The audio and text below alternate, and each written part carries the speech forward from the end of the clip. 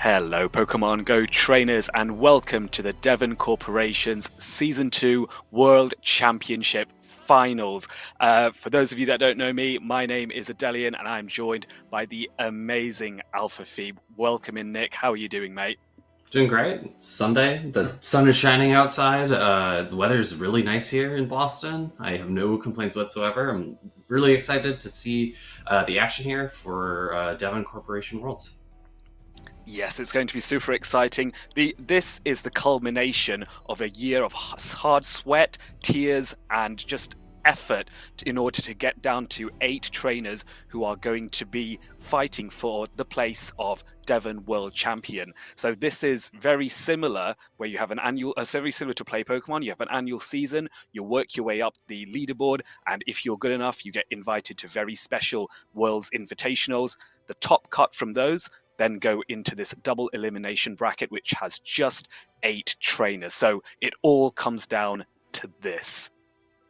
Yeah, top 8 is akin to a day 2 at a Pokemon Championship Series. So all of these trainers are going to be pretty well known.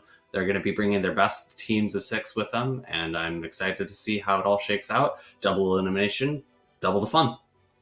Yes, for sure. This will be a format that a lot of trainers are familiar with from the official circuit. Devon primarily uses the Swiss format for a lot of their tournaments, but when it comes down to something so high stakes like this, and we'll come on to prizing and all the excitement in a wee bit, but when it comes down to this, we really need to go to a double elimination to really filter out who is going to be the best of the best and claim their place in the Devon Hall of Fame for Season 2. So, let's tell the trainers watching about the prizing.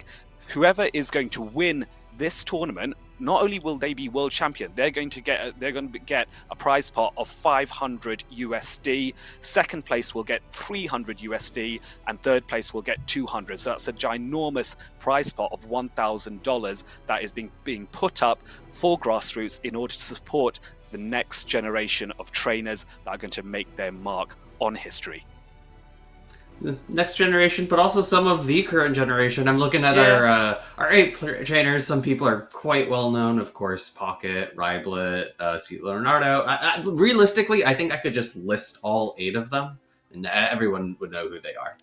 Yes, I do. I do think so. I mean, there is a lot of overlap between those that are successful on the official circuit and those that are successful on the grassroots circuit. At the end of the day, the best trainers can battle with a variety of Pokemon. They're not going to be too phased by the meta, and they're going to do well regardless because they are just that good. Speaking of metas, the meta that we're using at the moment is the Bedrock Cup, sometimes referred to as the Devon Season 2 World Championship meta. Bedrock is the basis of Bedrock is simply this. Grassroots is the bedrock of Pokemon Go PvP. For many years, we had Grassroots, and it's only more recently that the official circuit with Play Pokemon has got involved and been such a boon to Pokemon Go. But let's not forget, from the early era with the Sylph Arena, with the hard work being done by organizations such as Dracovis, Zygarde, and GG, and of course, let's not forget Gym Breakers, Battle Frontier, and all these other amazing people pushing on the grassroots front.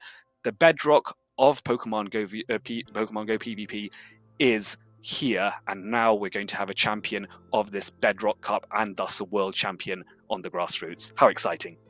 And the Bedrock Cup, I think, is a really interesting meta. You have a couple of different things interplaying here. You have allowed types, allowed species, banned species. But in addition to that, you also have a point system where, depending on exactly what Pokemon you're going to have to bring, you're going to have to really think about every single Pokemon you want to craft into your team.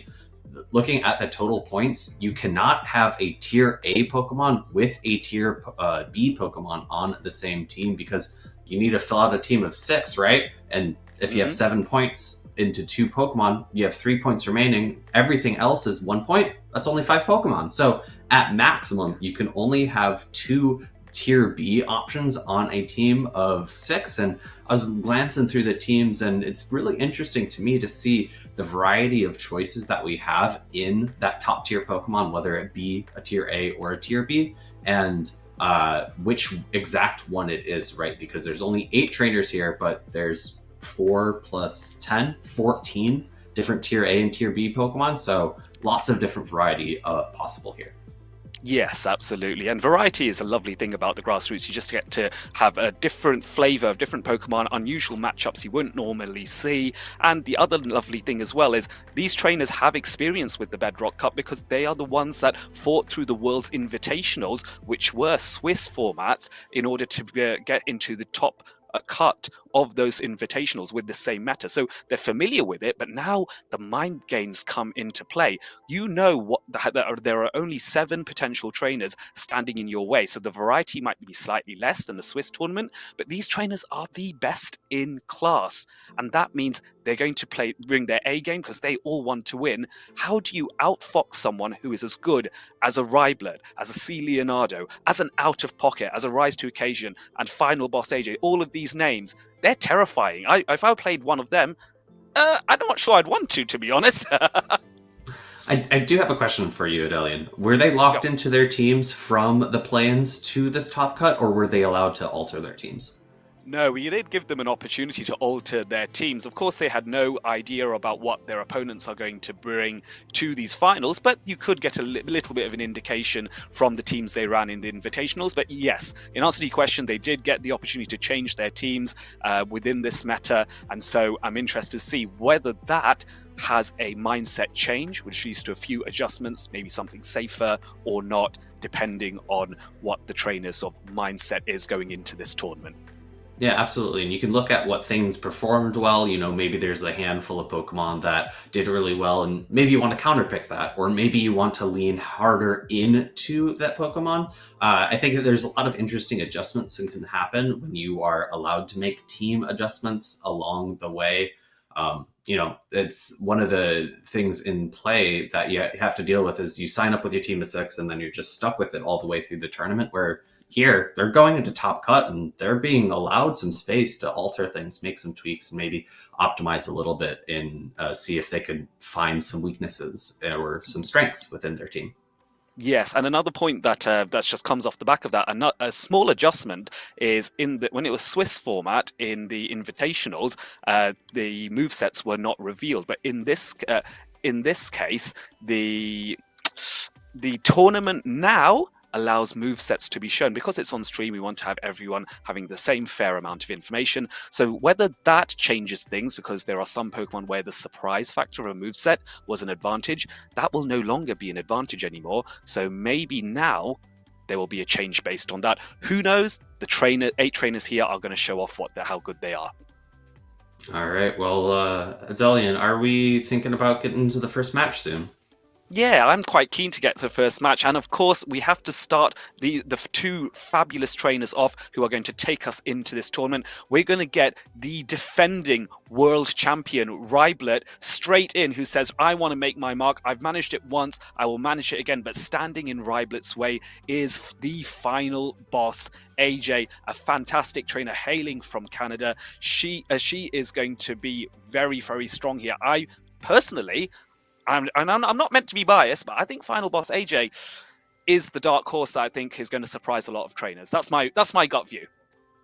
Yeah, it's well, Dark Horse, maybe. I think she's definitely shown that time and time again she's very strong in these grassroots formats. She's very good at picking apart metas, finding niche picks that fit her play style. Yes. We'll have to see just how she can do. And I guess Dark Horse is a very fair point if you are going up against the previous world champion of the Devon Corporation in Ryblet. So he does have that going for him. Ryblet does. Yes, he knows what the stakes are. He's been through it before. He's been more successful. One thing I love is how much more we've been able to support grassroots this season round. The first time we did it, there's obviously a little bit of teething issues and trying to get things sorted. Now we feel a little bit more confident to give a better show with trainers that are going to bring that same level A game. I cannot wait for Ryblet and Final Boss AJ to get started, and of course to see their teams as well, because I personally think there will be quite a few differences because of that wallet of points composition, shall we say. Yeah, only 10 points, 6 Pokemon to distribute them between. I was saying before, you can't have a a team with a 4-point Pokemon and a 3-point Pokemon on it, but you can have a team with 2 3-point Pokemon on it. However, that does only allow you 4 additional points for your remaining 4 Pokemon, so you'd only be allowed to take those 1-point Pokemon that weren't necessarily listed on the graphic. But looking at some of these teams, I see some commonalities between them. A couple of maybe fairly strong Pokemon that were left at 1 point. And, it's an electric bug type that we've seen quite a bit in the Play Pokemon series. Yes, we have indeed. Charjabug is one of the most common Pokemon in the Bedrock Cup. Charjabug, I think, it's fallen a little bit out of favor in Play Pokemon, as you rightly said, but now it is coming back with a vengeance, and the trainers are actually starting off, and you have Decidueye versus Trevenant. 2 grass and gross types are spooking each other out. And it looks like that this Decidueye is on Astonish, so I think it's going to have a slight advantage in this matchup because the Astonish just deals damage so quickly. We see Final Boss AJ opting for the Foul Blade tech on the Trevenant, going to pull the full shield, first shield here, but get farmed down in return. Yes, I think it was interesting that Trevenant has foul play, but I think the pacing of that, allowing foul play to be reached rather than Shadow Ball, where Shadow Ball would have been overkill anyway, means that it's actually okay to run it and you don't necessarily need the Seed Bomb coverage. However, a no shield on a potential Frenzy Pun from Decidueye, and it does an absolutely amazing amount of damage, and Regirock is stunned by this attack. Unfortunately, unable to make a charge attack after that, we see Final Boss AJ comes in with the Heliolisk, and it's another Pokemon with resisted damage into that Decidueye. It is actually opting for the Mud Slap here as opposed to the Volt Switch tech. We see a shield come up from Riblet. It is going to protect that Feraligatr from that Parabolic Charge. This is nice for Final Boss AJ though, because the Parabolic Charge does increase the defense of Heliolisk, which means these Hydro Cannons are not going to do as much damage, but it is a hard-hitting attack. A non-Shadow Feraligatr though, so extra bulk but less attack, and the Mud Slaps are chipping away slowly, but it is a bit of a race to see who launches their attack first. Feraligatr launching Hydro Cannon, and Shield comes out from Final Boss AJ because that Heliolisk is so low. Next Parabolic Charge comes out. No shields remaining for Riblet, so this will pick up the knockout. However, he does still have a full health Pokemon in the back. Swalot comes in. It is also, it's on Mud Shot, not Mud Slap, and gets the full farm down. Yeah, that was very unfortunate for Final Boss AJ, just trying to get an attack, potentially get another Parabolic Charge off on Swalot, but Swalot was able to Mud Shot down, and now Regirock coming in with that Stab Stone Edge, same type attack bonus, but still not enough. Mud Shot super effective, and Swalot's able to Mud Shot down the Regirock to give the first win to Riblet. Yeah, I think Riblet really just dominated the early game with the fast attack pressure from the Decidueye. Unfortunately, letting go the entire Frenzy Plant into that Regirock neutralized it for the rest of the game. I think it had Focus Blast, correct me if I'm wrong, as its secondary charged attack for the Regirock, so I don't think it would have really ever threatened a Swalot in the endgame. It would have needed Earthquake for that, but maybe we'll see it again and see if it does have Earthquake over Focus Blast. Yes, and also with Regirock, Stone Edge I think is a must on that Pokemon, just because the same type attack bonus and the fact that it's a little bit quicker than Regirock's other charge attacks gives it a bit of an advantage there. I do agree with you that the Decidueye's Astonish fast attack pressure was very strong there, and in my view Final Boss AJ did not necessarily recognize how dangerous Decidueye could be, because that entire team of 3 struggled against Decidueye. The Trevenant was good and did weaken it, but it just doesn't have that same amount of bulk. Well, Decidueye is less bulk, but it was just 2 very frail Pokemon damaging each other, and one just out-damaged the other. That's pretty much it, right? All right. We'll have to see if Final Boss AJ decides to alter her team compositions at all, recognizing how strong the Decidueye was for Riblet. She does have a Alolan Marowak on our team that could be on Hex, that could be on Fire Spin. Fire Spin, I think, is going to be slightly preferred into this meta, thinking about the types that are around. Of course, you would never really want to get paired up against a Feraligatr, but you're going to be doing a lot of good neutral damage against everything that isn't a rock type. Yes, that is a great analysis, and I think absolutely right. Alolan Marowak would have a lot of play here. I'd be interested to see if there was if that Heliolisk stays, because I do think it was fairly strong with the Mud Slap, but I think it was looking for the Swalot and could not find it, so that alignment wasn't there. Because Rybert, again with the superior firepower of Decidueye, was able to determine that alignment before even the Decidueye's Frenzy Plant, causing a huge amount of problems for final boss AJ's Regirock there. So I think it's going to be a question of making different calls and just being there's always an element of luck when you make a bait call and it didn't work out in game one. So whether you expect your opponent to do the same thing twice and therefore act a different way, or expect your opponent to do something different and therefore keep with your same strategy, that's going to be the sort of this trainer goes left, I'll go right, yada yada yada. Let's find out. This is a much better lead for Final Boss AJ, going to have her Heliolisk into that Swalot. We'll get to see just how this matchup plays out, given that Ryblet looks like he's going to stay into this matchup.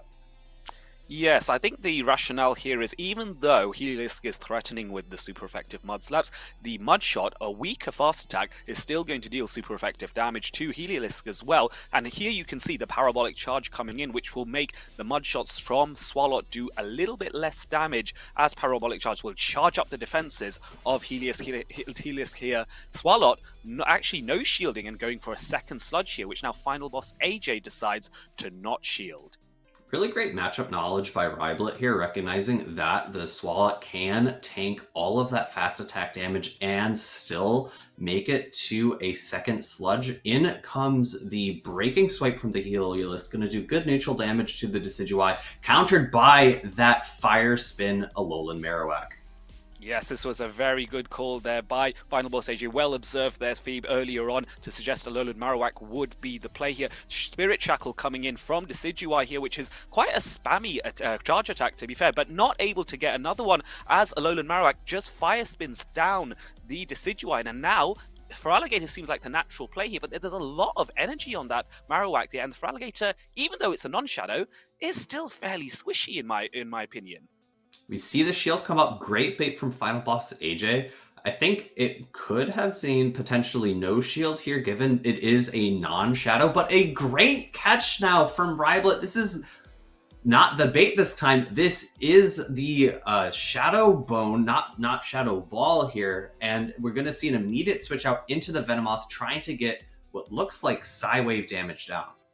Yes, Psywave indeed is going to be the fast attack of choice. It does so much damage. Not same type attack bonus, it's still pretty strong, and it's going to be backed up by the Poison Fang that's going to lower the defenses of Feraligatr regardless of whether Ryblet shields or not. Ryblet expecting this Poison Fang, recognizing that he needs to preserve health on his Feraligatr, shields this, and now it is going to be a race to see who's going to launch a charge attack first. Will a Shadow Claw happen? No! Feraligatr launching the Hydro Cannon just to avoid the risk of another Poison Fang being launched here. Very well timed by Ryblet there. Yeah, good matchup knowledge, and it's going to be a really bit of a tricky spot for Final Boss AJ here, given both of her Pokemon are pretty low on health as well as energy. In comes the Heliolisk. She's going for a catch, but unable to. Her switch clock was not up yet. Hydro Cannon being launched, and there's a lot of energy on this Feraligatr. Yes, there really is, and Shadow Claw is going to claw away at the Marowak here. Ghost on ghost damage. Hydro Cannon now being launched. This Alolan Marowak is so low that this Hydro Cannon is going to not only knock it out, it probably will knock out the next Alolan Marowak that comes in if there was one. So much damage, and Ryblet ensuring, demonstrating and reminding the community of just how strong a trainer he is, takes up the 2-0 victory and knocks Final Boss AJ down into the loser's side of the bracket, sadly.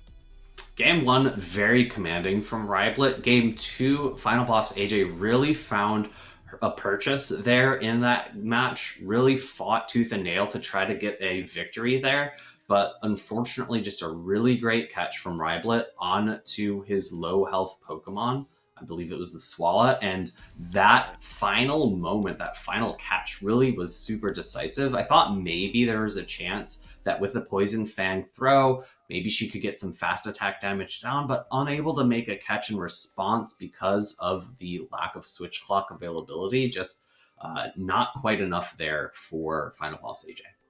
Yeah, that's quite right. I do want to give props and respect to the final boss AJ because it was the right idea. Sometimes, you know that you need to make a catch and you're pressing the button to do so, not realizing that your switch timer is not up. But it's the right idea, demonstrating just the level that these trainers are thinking at. Even if they're not successful in pulling it off, this is the thought process you need. That like, I need to know when to expect a charge attack from my opponent. My opponent's made a catch. I'm going to try and do the same to try and win back the momentum and shift this in favor of myself. Didn't work out, but nonetheless, Final Boss AJ does have a chance to fight through the loser side of the bracket, and we may see her at those grand finals in a few hours from now. Yeah, and it was a really great team compositional change. Again, like I called out, I thought that the Alolan Marowak would have been a really great call.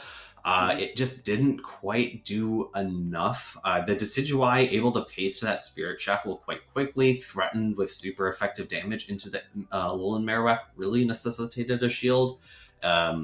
It's the tough thing about, I feel like, playing some of these grassroots tournaments where the Pokemon you're usually working with are a little less bulky than what you would Yeah. see in the Play Pokemon series. And it means that you have to be very, very careful of where you're utilizing your shields because each and every one is incredibly important for the end game of a matchup.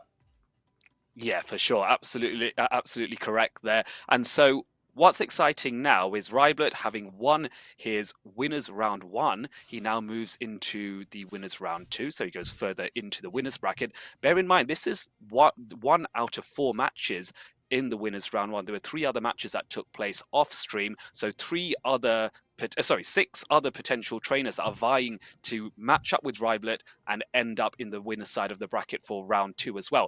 Matchup wise, Ryblet now is going to face off against Jaco Loco, who is, I believe, Chilean, if memory serves. I might be wrong about that, but certainly a LATAM player.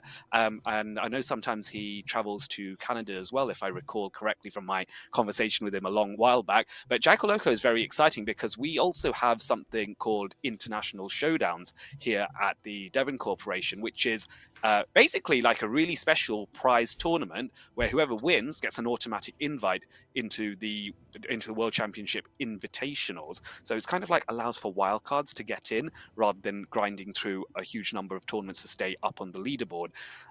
What's your view of wildcards in a tournament? Like, have you ever played around with wildcards or had some surprise entrants into tournaments to spice things up?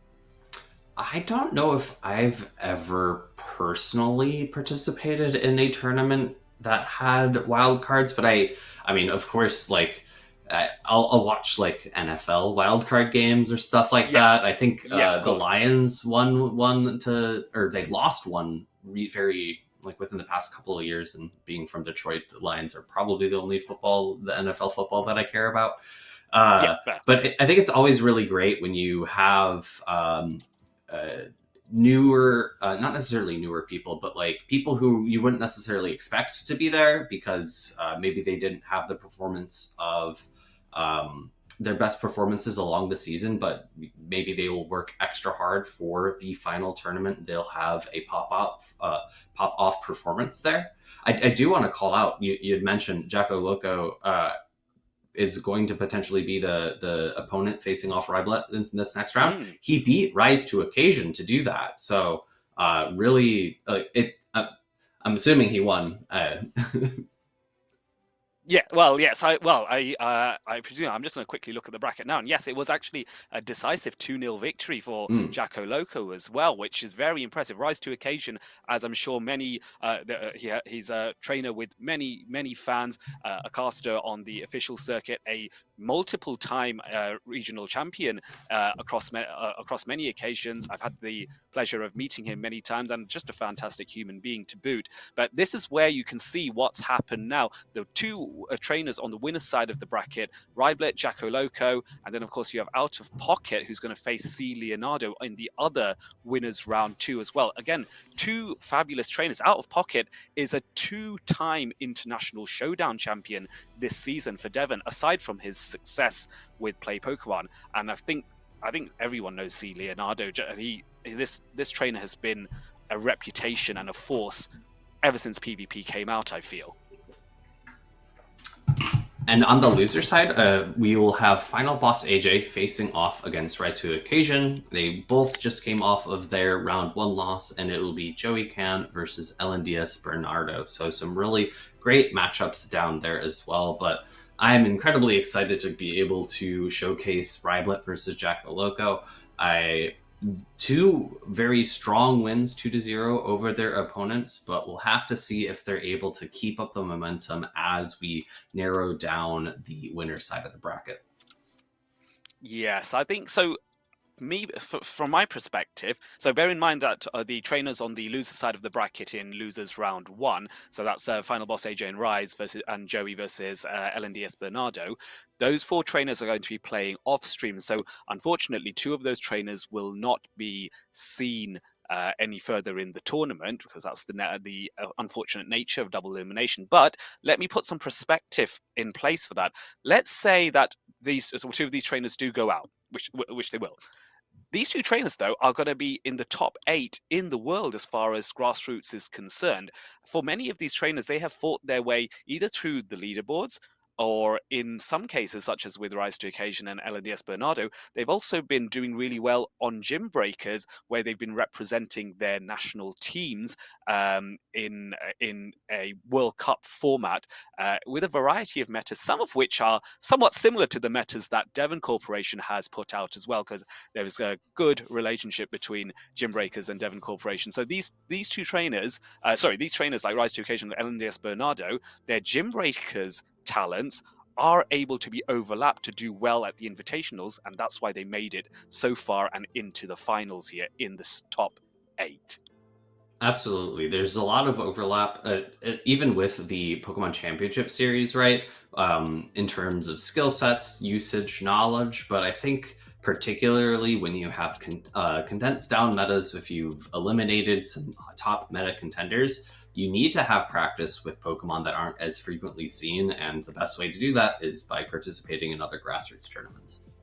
Yes, for sure. There are many communities all over the world who are hosting Devon Corporation tournaments. The nice thing is that we can allow community leaders in order to host these tournaments, and then, of course, they can submit their results to the Devon Corporation, and we will assimilate them into our Devon leaderboard. And then, of course, that gives an idea of who is doing really well and who's going to get those accolades and the improved seeding when it comes down to the invitational tournaments, if they make that cut on the Devon leaderboard there. So very, very exciting, and it's really heartwarming for me to see this sort of crescendo of amazing talent, and this is the peak, and then we're going to find our world champion eventually. And not too much longer. I'm assuming it'll happen before we fall asleep tonight. Oh yeah, I'm sure it will. We expect the stream to last about, I'd say, 4 hours or so. You know how it is with. I mean, you of all people, Phoebe know about how long some casts can take in a double elimination format. Even with 8 or 16 players, it's still we start casting pretty early on the official circuit, and don't often finish till about 3 or 4 p.m. or so. But we're trying to streamline it, get us people in as quickly as possible, and of course allow them enough time to finish their battles, have a quick mental reset, and then jump back on stream into the next one. Yeah, even in the championship series, depending on exactly where you are in the day, you at the end of like day 2s usually, or like ICs at the end of day 2s, there's very frequently people who are just winning on stream, and they have to go back on stream as another player time and time again. And thankfully, that hasn't ever really happened to me, so I've never had to experience that sort of burnout. At NAIC this year, I think I had like 5 stream matches. You did rather well there, I heard. was a lot, but also I always had a couple of hours of downtime between each of my matches, which is very much appreciated in terms of getting a mental reset, getting a mental break. I know some people feel differently. Maybe they want to not necessarily lose their edge. They want to like keep hot, keep fired up, like continue with that momentum. I definitely am someone who likes to have a bit of a break, mental reset, think about the teams, and it's definitely nice from my perspective, at least. So going to your point about thinking about the teams, if when you are going up against an opponent, and of course you know their team, you know their move set, as do these trainers in this case, what are the typical sort of preparative steps you would advise these trainers to take as they wait to come into their streamed match? So some people will do out an entire matrix. I find that pretty Mm, useful. I have generally opted in recent times away from that instead of doing an entire matrix of saying, oh, X Pokemon beats Y Pokemon but loses to Z Pokemon. I'll instead just kind of organize both teams by the Pokemon that I think will be brought based on their capabilities, based on their matchups, etc. So, like in that last matchup, I would have ranked the Alolan Marowak fairly high, but also I would have ranked the Decidueye very high. And I think, like, thinking about which of your Pokemon are strong, which of your opponent's Pokemon are strong, and as well as like the answers to both sets of those Pokemon uh, are like a great way to prepare. But you might think about a matchup in one way, but your opponent might not necessarily think about it in the same exact way. So it can be a little bit difficult to accurately predict exactly what lines are going to be bringing.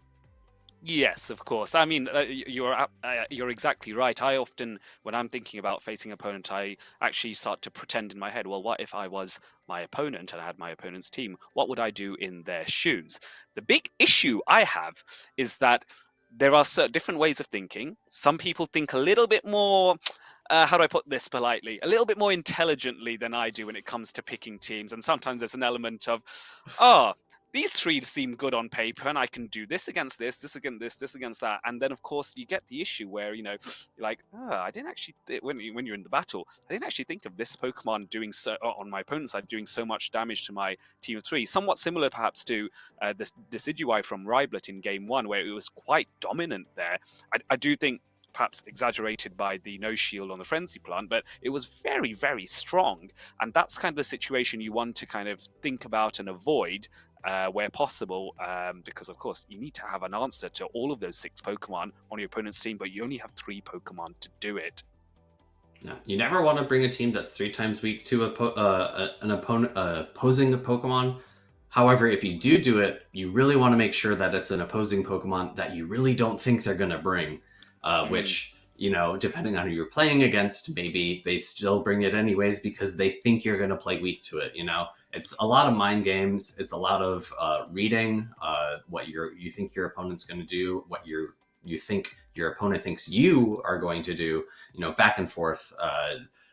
And I think that's like really fun to watch in terms of what team compositions people will bring. And you can Hmm. try to, as a viewer, see, oh, this person played a mind game here and they brought a different Pokemon. And I think that's also like a good way to potentially train yourself is like when you're watching someone, not just say like, oh, they led this Pokemon, but think about why they led it, why they chose to lead it. Was it their safest Pokemon? Were they trying to call a lead? Stuff like that. Yes, for sure, for sure. So there's been a little adjustment in the schedules, and just to give Riblet a little bit of a break, we are going to actually have Out of Pocket face off against C. Leonardo. So this is another winners round 2 matchup, but this is a second matchup of 2. Just to give Riblet, as you say, a little bit of pause to think. We're going to stream that matchup first. So both trainers are now getting ready. In fact, they're more than ready. They're ready to go. Golisopod from Out of Pocket faces off against Regirock from C. Leonardo. Now, typing wise, this is a great matchup for Regirock. However, the Aqua Jets are here so quickly. Stone Edge coming through super effective damage into the bug type of the Golisopod is going to necessitate a shield here. Yes, absolutely. Stone Edge is going to decimate Golisopod here. Shield has to come out, but Golisopod is also quite dangerous, outpacing to the Aqua Jet versus the Stone Edge from Regirock here, so is able to get the off. The Regirock is quite bulky and is able to withstand one Aqua Jet, but it does a huge amount of damage, and Golisopod has to launch that second straight away just to make sure the Golisopod can actually get that attack off. Shield coming at this point. The really difficult thing for C. Leonardo here is that if Out of Pocket chooses to shield up here, I think he can get a pretty simple farm down, so I expect a switch out from Seal Leonardo. It is into a Shadow Venomoth, but the Shadow Venomoth is going to have one shield, probably use it on this Aqua Jet because it would do so much damage to that Shadow Venomoth. Yes, it really would. Shadow Venomoth is a fantastic Pokemon here. Interestingly, a difference in movesets, Poison Fang and Psychic here, as well as a Psywave fast attack. Now going for the hard-hitting Psychic. I have never seen a Shadow Venomoth launch a Psychic on a Tyron. How much damage will this do? Not enough to knock out, but a good amount nonetheless. Ancient Power is reached, but instead going for a Dragon Claw. Both are going to be more than enough to knock out this Venomoth. The question is, will Out of Pocket be able to reach a second charge attack against? I have to imagine the Feraligatr comes in here to try to get a fast attack down, whereas the lock-ons from the Regirock just won't do enough damage. Yes, it certainly won't. It's a very low fast attack Pokemon and also normal typing on that lock on, which would be resisted. Charger Bug coming in, which is exactly what C. Leonardo did not want to see. That electric Volt Switch damage is going to deal super effective damage to Feraligatr, but this is the non-shadow, so it has a little bit more bulk, and that one Hydro Cannon has actually done quite a bit of chip damage to the Charger Bug here. And really great patience from Out of Pocket there, waiting a turn to make sure that C. Leonardo could not catch this X-Scissor, immediately switching out into his Golisopod to try to get a fast attack down. C. Leonardo answers with a switch of his own. Charge attack being thrown here, I don't think it was necessary from Pocket because he could have gotten a Shadow Claw down, maybe losing a little bit of track of the energy counts from C. Leonardo. Yes, I believe though with Out of Pocket, he probably considered that it might be inconsequential because the Shadow for Alligator was so low that Golisopod might have been able to tank the Hydro Cannon from the Feraligatr and still be able to Fury Cutter down. I mean, Fury Cutter is an attack that got buffed within the last season, I believe. I think, well, we're now in August. Gosh, how time flies when you're having fun. And so at the start of June, we had Fury Cutter be improved, and it's made a couple of Pokemon very popular. And in this meta, Golisopod really does stand out as a Fury Cutter user. Yeah, and just really being able to dominate the unfavorable typing matchup of a rock into a bug type. However, it is a sub-water type, but the quicker Mm-hmm. pacing to those charge attacks is really all that matters there. Aqua Jet doing just enough damage to allow for a fast attack down afterwards was really key for Out of Pocket to force C. Leonardo to switch out, and then Pocket was able to get good alignment with the rest of his Pokemon. And I thought maybe if C. Leonardo had a opportunity to build up more energy on the Feraligatr, two Hydro Cannons would have been enough to pressure the Charger Bug off the field. However, Mm-hmm. he didn't have the opportunity to build up enough energy in order to do that.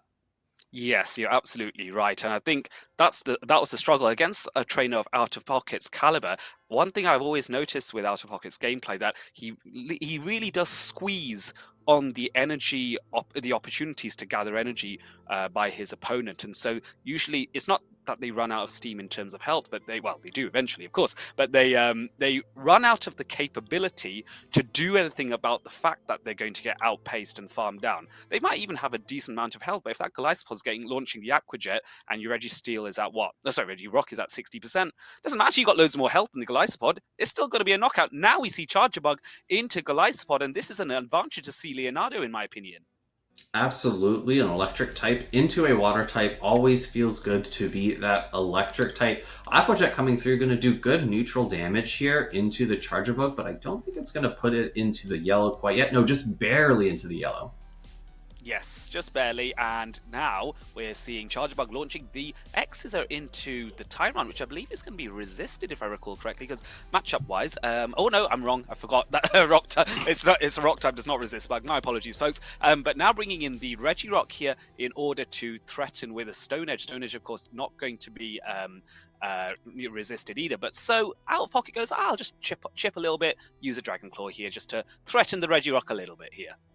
C. Leonardo is now able to build up a ton of energy here. Stone Edge into the Tyrant will be neutral damage, and it does pull a shield. Does he have back-to-back? It's not possible. One more Dragon Tail going to allow a second Dragon Claw here. Will C. Leonardo let it go? Yes, I don't think it's worth it in my opinion, and I think C. Leonardo agrees, deciding to put it all on either the Charger Bug or the Venomoth. I think Venomoth is the natural leaning attack here, is able to use its Shadow Boost. Oh no, going for the Charger Bug here, very interesting, but is able to get the X-Scissor off, which is going to knock out the Tyrant in my opinion, and that's going to put a bit of pressure on Out of Pocket as to what Pokemon do I bring in next. Here comes that Golisopod still. Golisopod is very frail, but has a good amount of energy here. Aquajet coming through, going to be shielded up. C. Leonardo now has to throw potentially a Poison Fang immediately in order to prevent a any more damage coming through, but no, instead Out of Pocket opts to switch into the Charger Bug, no shielding the first Poison Fang, recognizing it's going to be the one that does the least amount of damage. Yes, and the other thing as well is Leonardo didn't actually build up to the Psychic there. I wonder if Out of Pocket recognized that and has done his research on the counts here and knows that, you know what, I can afford to no shield this because it definitely won't be a Psychic. If so, that is really, really good awareness by Out of Pocket to do that. But I'm sure we'll find that out at some point in the future as another X-Scissor is launched against C. Leonardo. Now, this is going to be resisted, but it's still going to be problematic. Trying to get a catch here, doesn't manage it, and it's going to be a race to a farm down. Is the Out of Pocket going to get a farm down? He does!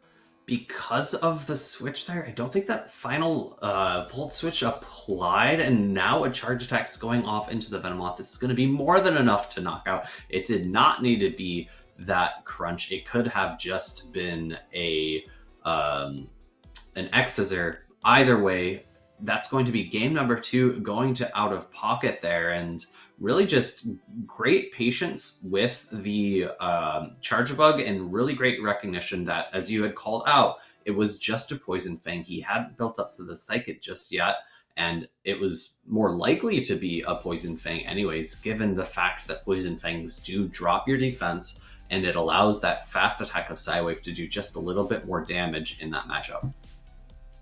Yes, indeed it does. I do believe, judging from certain conversations, there is a request for a dispute. I think C. Leonardo is raising that there was an issue there in the match. Out of Pocket, I think, is considering that, and he's actually leaning towards giving the rematch. I think both these trainers are so talented, they recognize when there has been a game state issue, and I don't think this dispute's even going to be given to the actual refs to assess. I think both trainers are just going, yeah, I can see what happened. Yeah, we can have a rematch. Now, in the Devon Corporation's rules, when there is a rematch, the trainer who is not disputing gets to decide whether it is same lines or whether it is the same team of 3 or just the same lead. The idea is that, of course, there has to be a little bit of a negative to requesting a rematch, but not a huge one there. So, with that in mind, we may see another game 2 of these two fantastic trainers. Did you happen to hear what the issue was? Was it with the Volt Switch not applying the damage, or? I haven't actually. There hasn't been too much. There's not been too much said about that in the chat with the two trainers. However, maybe there will be a discussion about it later on. But it does seem to me that there wasn't too much of an explanation because both trainers recognized what the issue was, which makes me think that yes, it was the Volt Switch not applying or something that was really obvious to both sides that it didn't warrant any further discussion. Again, even at this level, good sportsmanship from these two trainers is really something to commend, I say. Right, and it's I think one of the nice things about grassroots is that you are not necessarily entirely constrained by a rule book. You can be a little bit more flexible when dealing with disputes, and maybe sometimes following the rules can be a little unfair. And in this instance, it seems like both players have just automatically agreed to the rematch, which, if both players want it, is the most fair outcome. Yeah, and the thing is, it allows us to have another match with these two fantastic trainers. I imagine that they will be reconsidering their teams based on whether it's same lines or same leads. Once that discussion has taken place between the two of them, then they can move ahead with the battle. So we are going to, of course, wait and see what adjustments will be made there. I personally think that so in this example, bear in mind we had Charger Bug facing off against if Charger Bug on C Leonardo's side facing off against Out of Pocket's. Oh, my mind just went blank there. The Venomoth or Glycopod No, at the beginning. it's the Glycopod. So the lead is already an advantage to see Leonardo. So now with that awareness, is Out of Pocket going to make an adjustment and go for same teams? Or for a different backline or not? Let's see. It doesn't seem like that is the case. They are both going with the same team here, and now you can see Out of Pocket is actually staying in with his Glycopod, which is interesting to say the least. And it's taken a lot of damage from the super effective Volt switches. First Aqua Jet coming through here. I think that was after 7 Shadow Claws. And catching now the X-Scissor on his own Charger Bug. This is going to be neutral damage. This is the move you really want to throw anyways in the mirror match. So not a huge swing of advantage, but really nice for Pocket to get his Charger Bug into this matchup where it does not mind taking an X-Scissor's worth of damage. Yes, and I think C Leonardo was looking to get a counter catch there, going trying to switch exactly as Out of Pocket had 2 X-Scissors ready to go. Out of Pocket deciding not to throw there. I don't think it makes too much of a consequence because Out of Pocket is going to launch these X-Scissors anyway at the Regirock, which does not resist the bug type attacks. But Regirock, bulky enough, can threaten, and actually C Leonardo can overfarm quite a bit now. He can. However, I'm not sure exactly how impactful this overfarm is because I believe, well, first we see a shield come up, but I believe that there is a full charge attack loaded onto that Glycopod, or maybe he's just 1 Shadow Claw away. So we see a no shield from the Regirock here. I actually really like that call from C Leonardo. I don't think he was in a position to throw up a shield.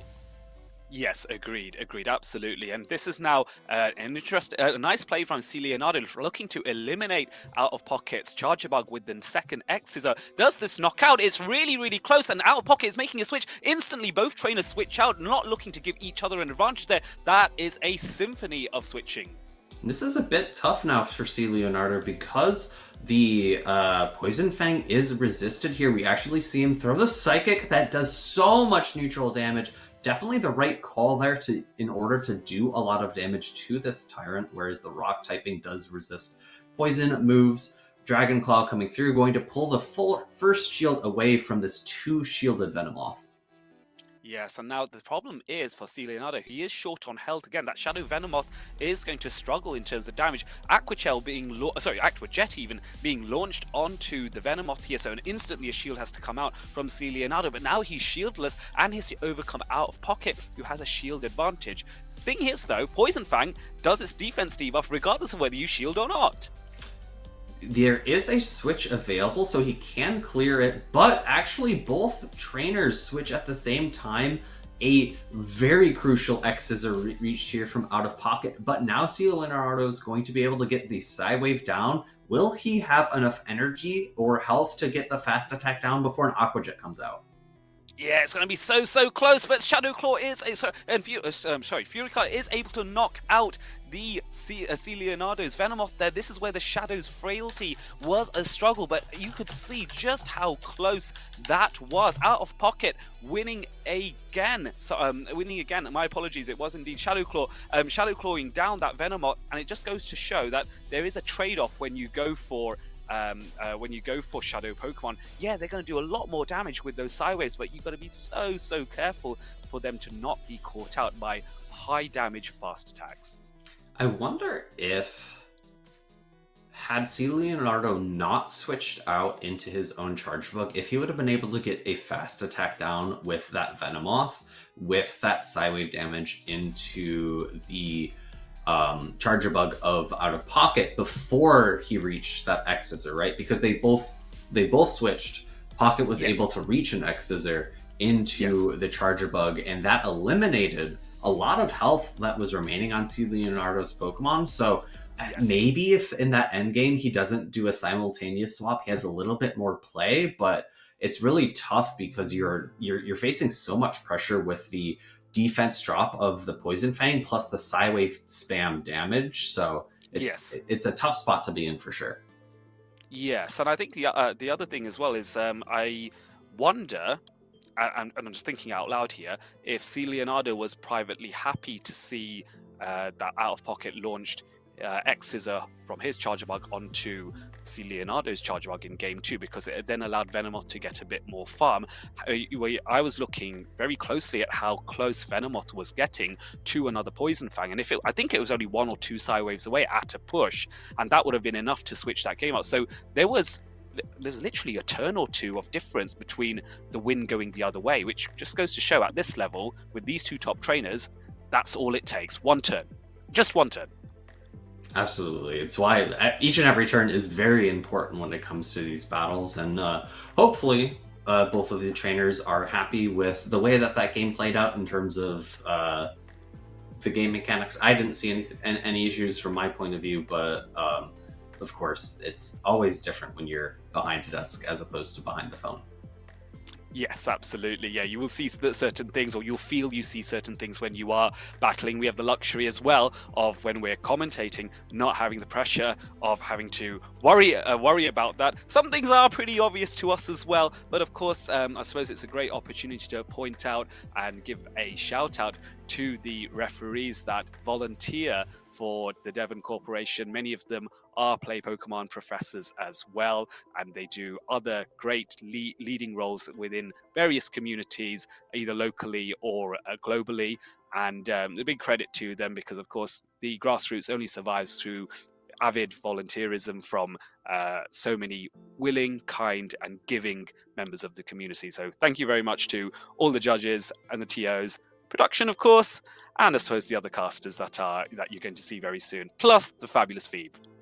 I do want to give a quick shout out to the caster who's calling us, who's following us up, and he had a good point.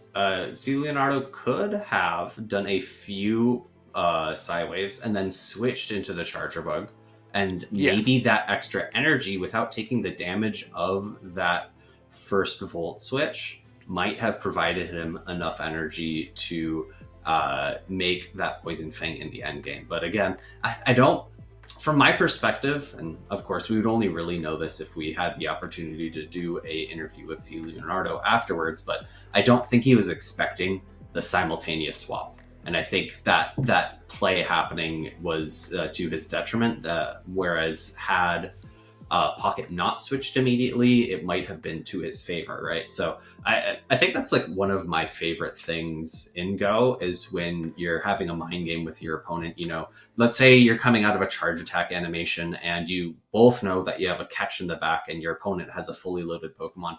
Do you go for a catch? Do you go for your fast attack down? Like, it seems like a coin flip, but realistically, it's just trying to predict what you think your opponent's going to do.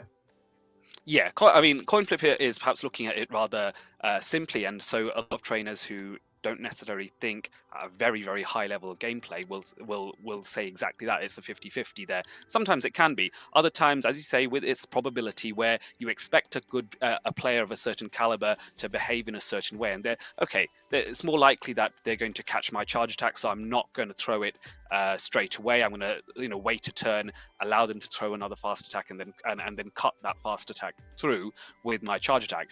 The downside here, and we have seen this at many high levels as well as many tournaments just around the globe, where you have instances where the trainer in question instead of making the catch, just continues attacking.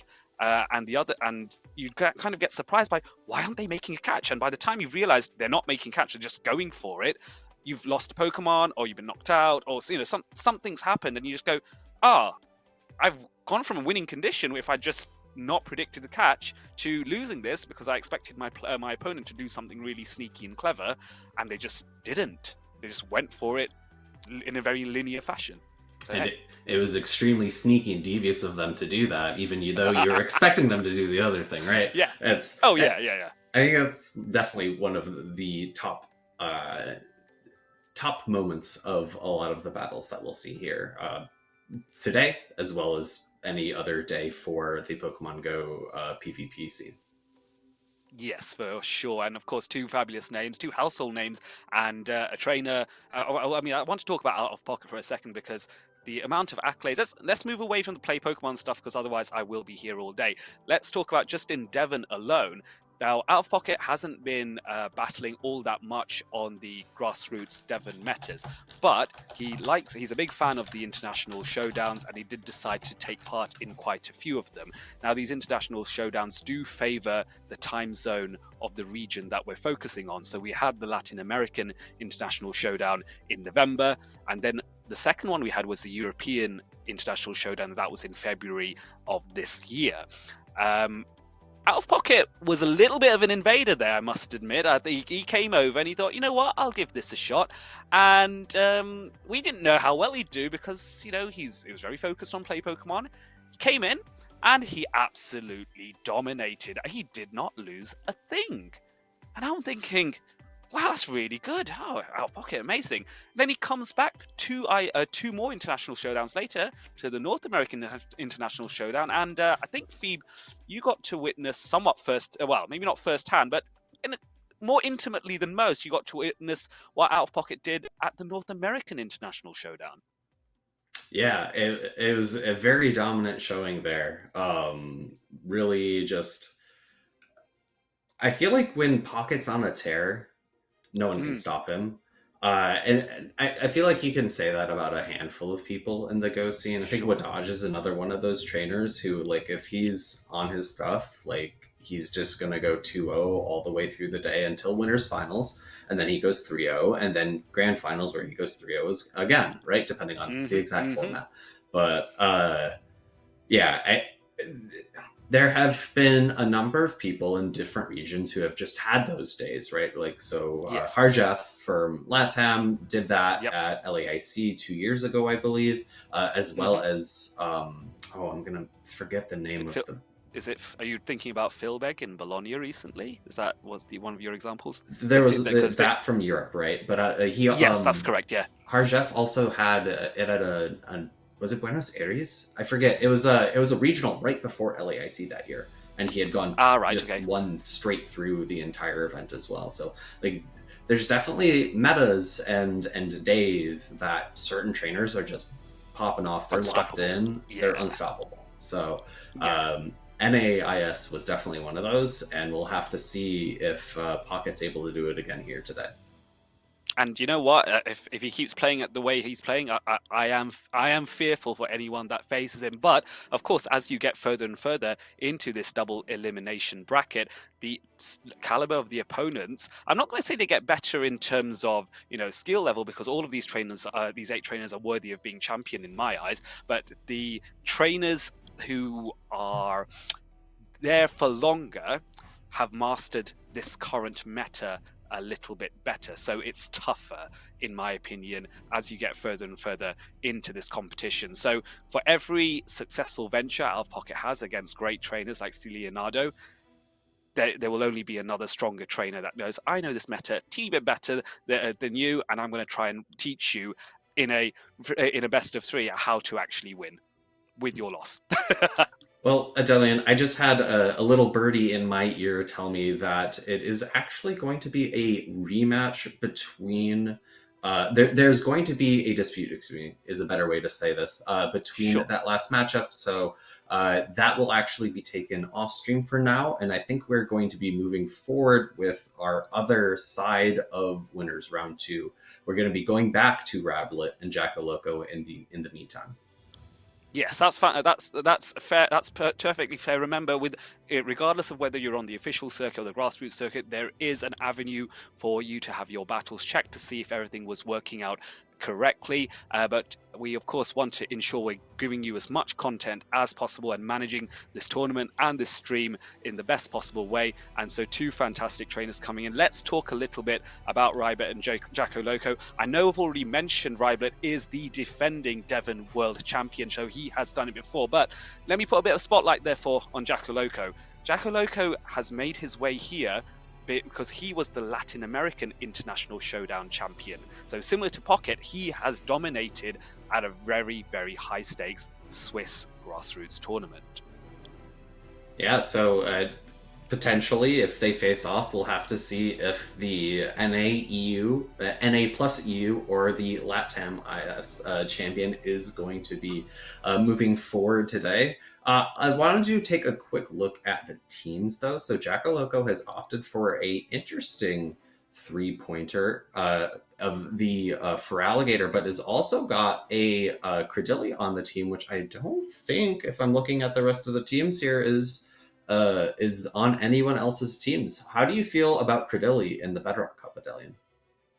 So Cradilly, I think Cradilly is a pick and a half, and my rationale is this: look at some of the Pokemon we have seen already. We have seen Charjabug, we have seen Golisopod, we've seen Regirock quite a bit, we've seen Feraligatr a little bit as well. All four of those Pokemon take super effective damage from one of Cradilly's two charge attacks, I believe. I do think I'm not sure whether Acid or Bullet Seed is going to be preferred here. I'm kind of leaning towards Bullet Seed, but you never know. These trainers might switch up and do something spicy. But Jackaloco, I think, is looking for something that's going to core break the meta, that's going to cause his opponents to sweat a little and go, how do I overcome something I didn't expect to see? Right, and I think you're right. It's kind of a toss-up between Acid and Bullet Seed. For Acid, you're going to Mm, have that fast attack resisted by the ghost types that seem to be everywhere. And for mm. Bullet Seed, you're going to have that resisted by the bug types that also seem to be about everywhere, right? So it'll be curious to see which move he brings. He also has a pick that is all on no one else's team as well. That is going to be a Magcargo. And based on a lot of the grass types and bug types that we've seen thus far, I think that's also going to be a very interesting pick. Yes, absolutely agree here.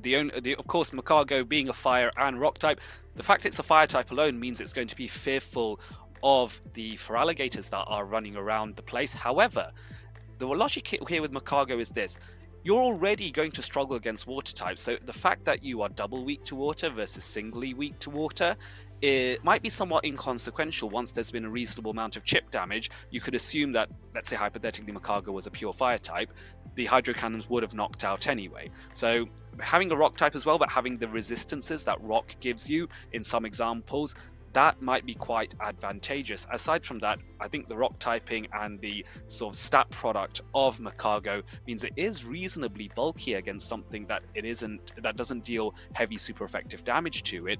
So it also allows the Pokemon to resist poison types as an example. So you can see a few trainers have been running Beedrill. That's a shout. And also Rock, I think, is a very nice offensive typing in the Bedrock meta. Pun not intended there, if that was even a pun. It was a sort of a play on words, and It I was do it want was to it's mid, as the young uns say. I do want to talk a little bit more about the rock and fire subtyping in terms of ground, right? So the Yeah. rock and fire gives you two double weaknesses. One is water and the other is ground. And we have Mm, seen a good number of mud slappers show up today. So might yeah. mean that Magcargo in this meta is maybe a little bit RPSy. So we'll have to Hmm. see if it is a core breaker or if it's leaning a little bit too much into really hard counter matchups. I have to imagine it depends on what Pokemon that your opponent has on their team, if they have a Mud Slapper or not, right? We were just looking at Pocket's team, and Pocket doesn't have a Yeah. single Mud Slapper on his team, so it would be maybe a little bit more easier to bring there. Yes, it could be. However, the Out of Pocket does have that Swalot, and we saw, even though Mudshot isn't a high damage fast attack, they do add up and it does cause problems. However, I still wouldn't really want to be in a matchup against Magcargo if I was Swalot, because Magcargo's typing resists all of Swalot's charge attacks, I believe.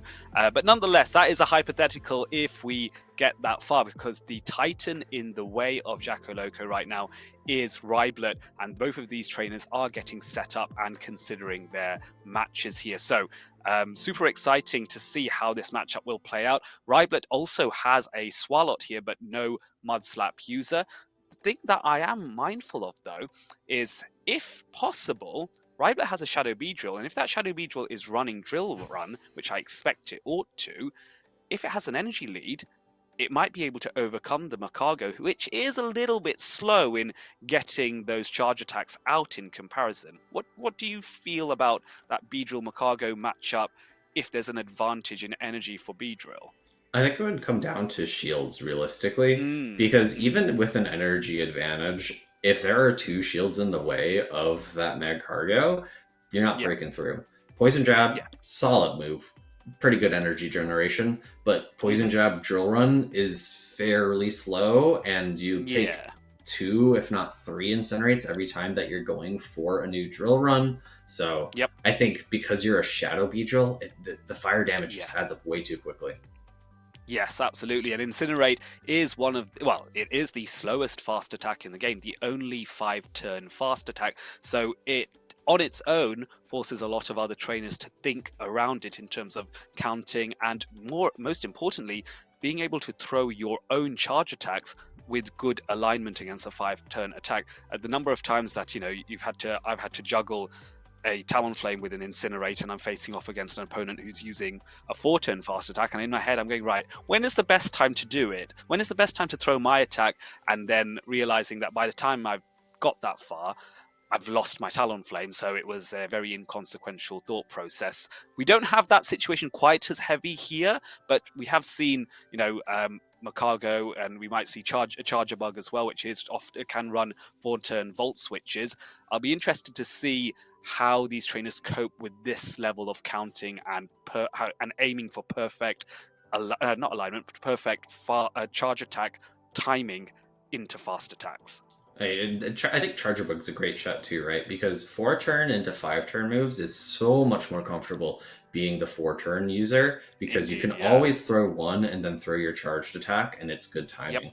Whereas Yep. for 5-turn, if you throw one, you're giving over a good number of turns. If you throw two, you're giving over a good number of turns. It's not Mm. until 3, where you are 3 times 5 is 15, 4 times Mm-hmm. 4 is 16. Quick maths with Big Phoebe and Adelli0n here.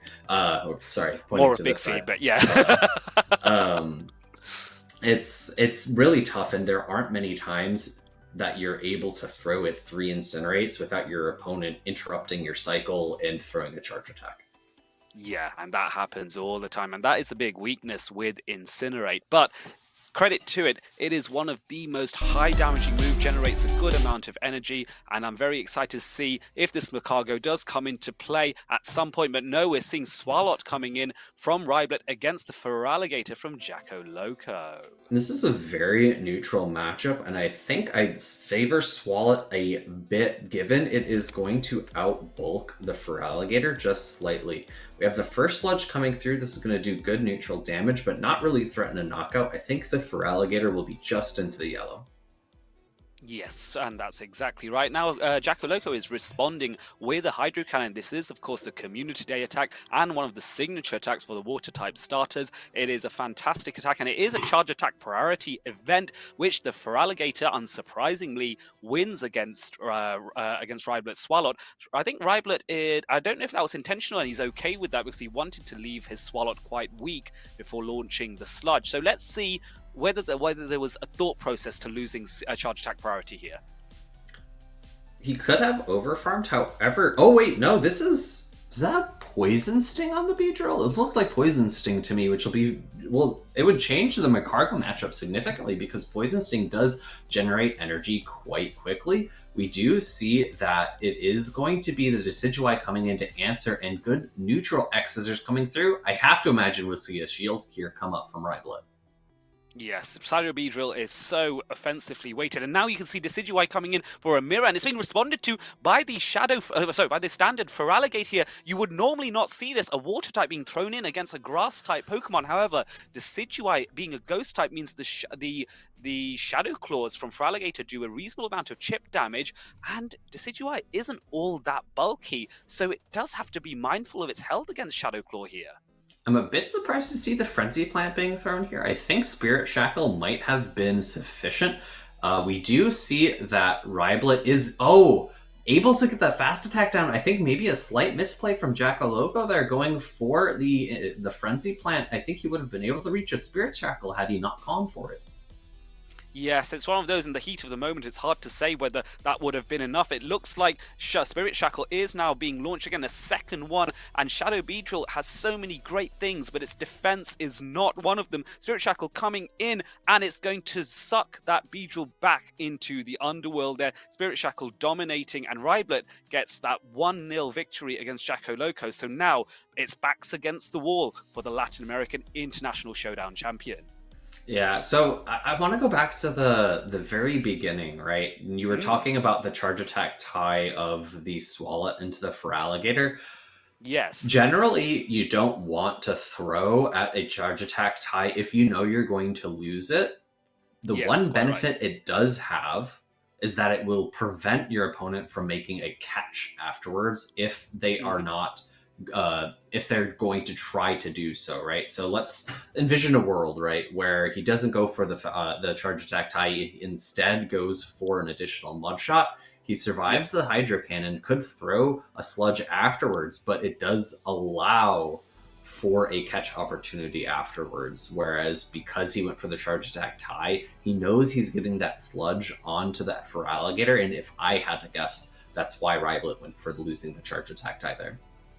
Yes, quite. I think that is a very good assessment. And another thought, or another bit of flavor to add to that, is also Ryblet, I suspect, was aware that his Swalot would withstand another Hydro Cannon because he had just seen one get launched early and he could assess how much damage it did and go, oh, I can survive two just about.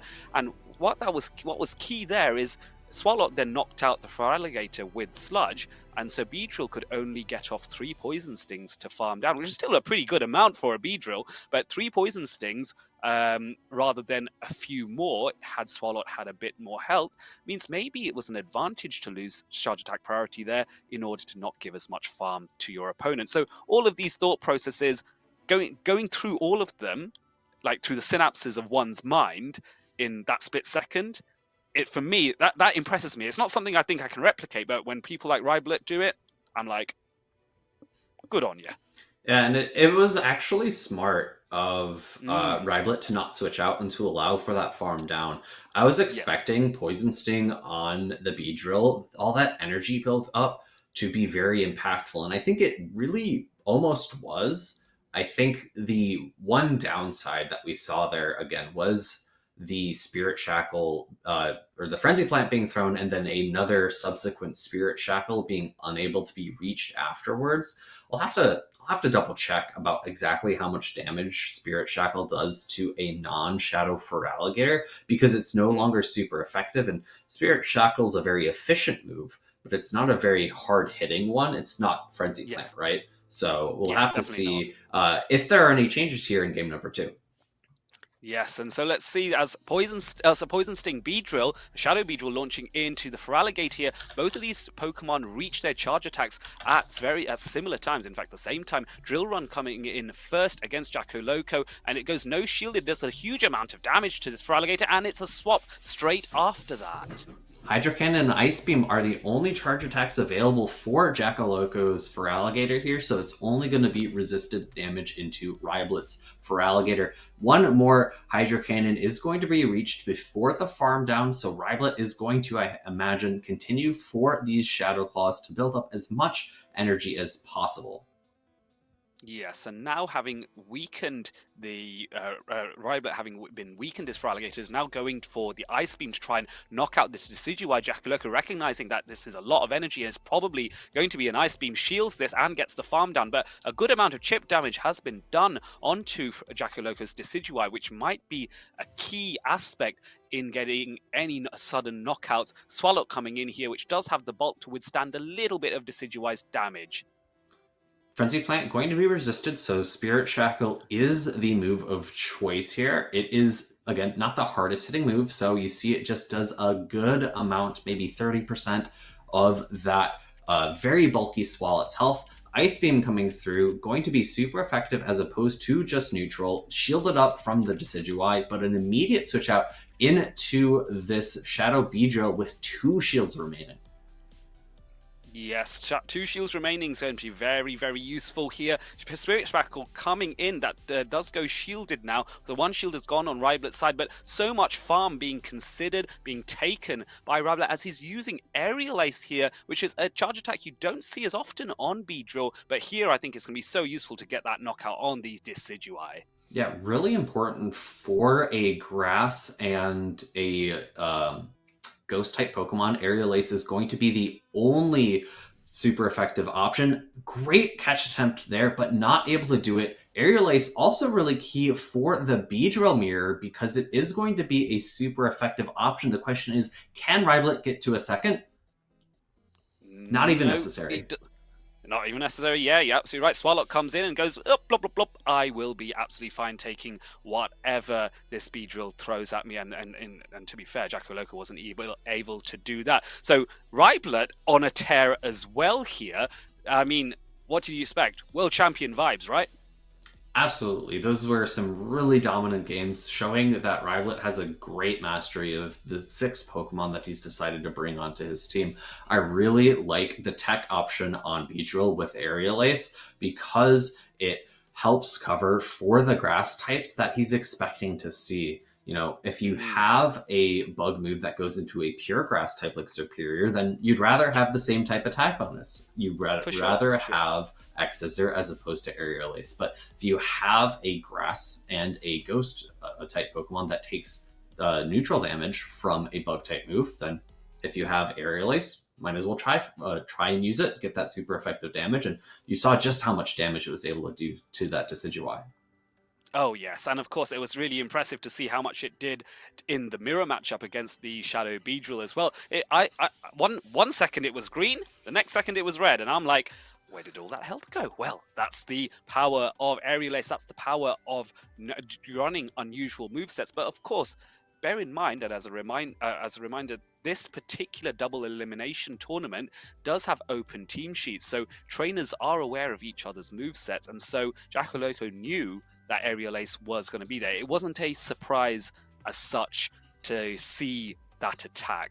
And I think that's the key thing, that maybe Loco, now being knocked down into the loser's side of the bracket, will still be able to fight his way through, potentially through the loser's final, and make his way to the grand finals if he is successful. Where if Riblet's waiting for him, there will be a little bit of a rematch maybe, where he'll be a bit more aware of the damage Aerial Ace can do. Yeah. Do you want to go back to a call that I was making earlier about the Yes, amount of damage that Spirit Shackle does to a Feraligatr? It's about yes. 35%. So maybe it might not have actually done enough damage. So in that case, the Frenzy Plant was necessary. So there were no win conditions in that earlier game um, for Jacko Loco, and he did Yes. actually indeed need to throw that Frenzy Plant.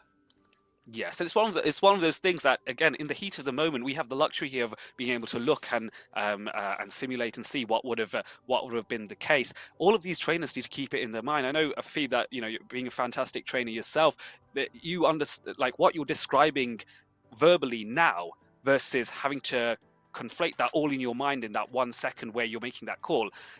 Speed makes anything tougher.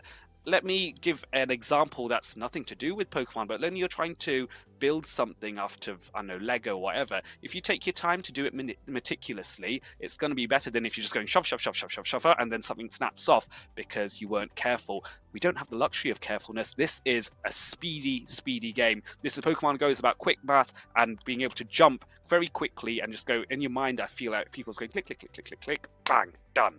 Catch, excitement, boom, victory. That is what it's all about, and that is what we love to see here. Absolutely. To draw a comparison to the other games that we have on the championship series, VG, you have about 30 seconds to make your decisions. The Yeah, TCG, you could have a turn that lasts up to 10 minutes. Yes, yeah, Unite is very similar, where it's on the fly. You have to be making decisions yeah. every single moment. So that's probably the best comparison in terms of like how quickly you need to be able to think, how fast you need to be able to make and stand by your decisions. Not only do you need to make the decisions, but you have to follow up on them very frequently with saying, oh, I shielded here. what do I need to do after I shield? I've made that first stage decision, but I need to know how to follow it up in order to attain my best win condition at the end of the day. And we see that for our top tier trainers, that they always have a plan. They always know what they want to do in order to get that victory. Yes, for sure, for sure. And so now we have had 3 battles so far. We've actually cleared the winner's side, the winners round 2, so we can actually see how far some of these trainers have got.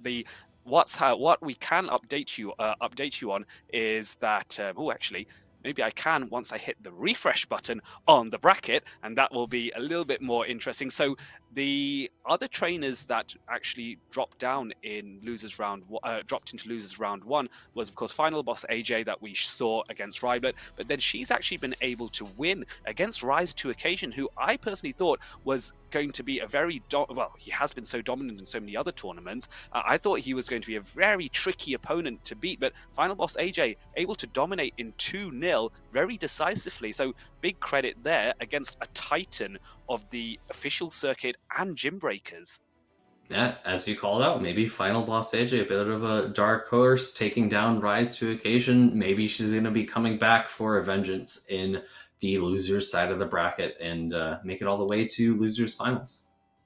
Yes, for sure. And then, of course, the other losers round 1, LNDS Bernardo, representing from the LATAM region, has been able to defeat Joey Can. We've not been talked too much about Joey, but Joey is a trainer from the North American region there. And another trainer that was, I think, building a reputation for himself with this success on grassroots format. One of the top 8 trainers in the world as far as grassroots is concerned, has had to bow out of the tournament. But against LNDS Bernardo, tough opponent. I'm really not surprised that LNDS was so tricky to try and overcome. So fair play, Joey Can, and we hope to see more of him in due course in grassroots seasons to come, and maybe official circuit seasons as well, because new season's going to start very, very soon for Play Pokemon as well next month, and I'm very excited. Have you had any opportunities to attend any local tournaments as of yet? Yeah, we have, and we have indeed. We've hosted one last month in July, which had 32 trainers come for a Oh, local wow. challenge. So very proud of that one. Team of 4 professors were needed, including myself, and we will have our next local challenge next Sunday. So if you're in, giving away my location here, but there's no surprise. If you're in Manchester, not London, believe it or not. Oh, I Wrong way thought you were round. going to Yes. say London. I was like, you're giving it away by your shirt. Yeah. Well, London will also have a local challenge next month as well. But I'm really hosting one in Manchester for those that are based in the UK and want to turn up and have some fun. What I do think, though, is that we have talked a lot. Um, I think there are some other casters that are really keen to get in on the action.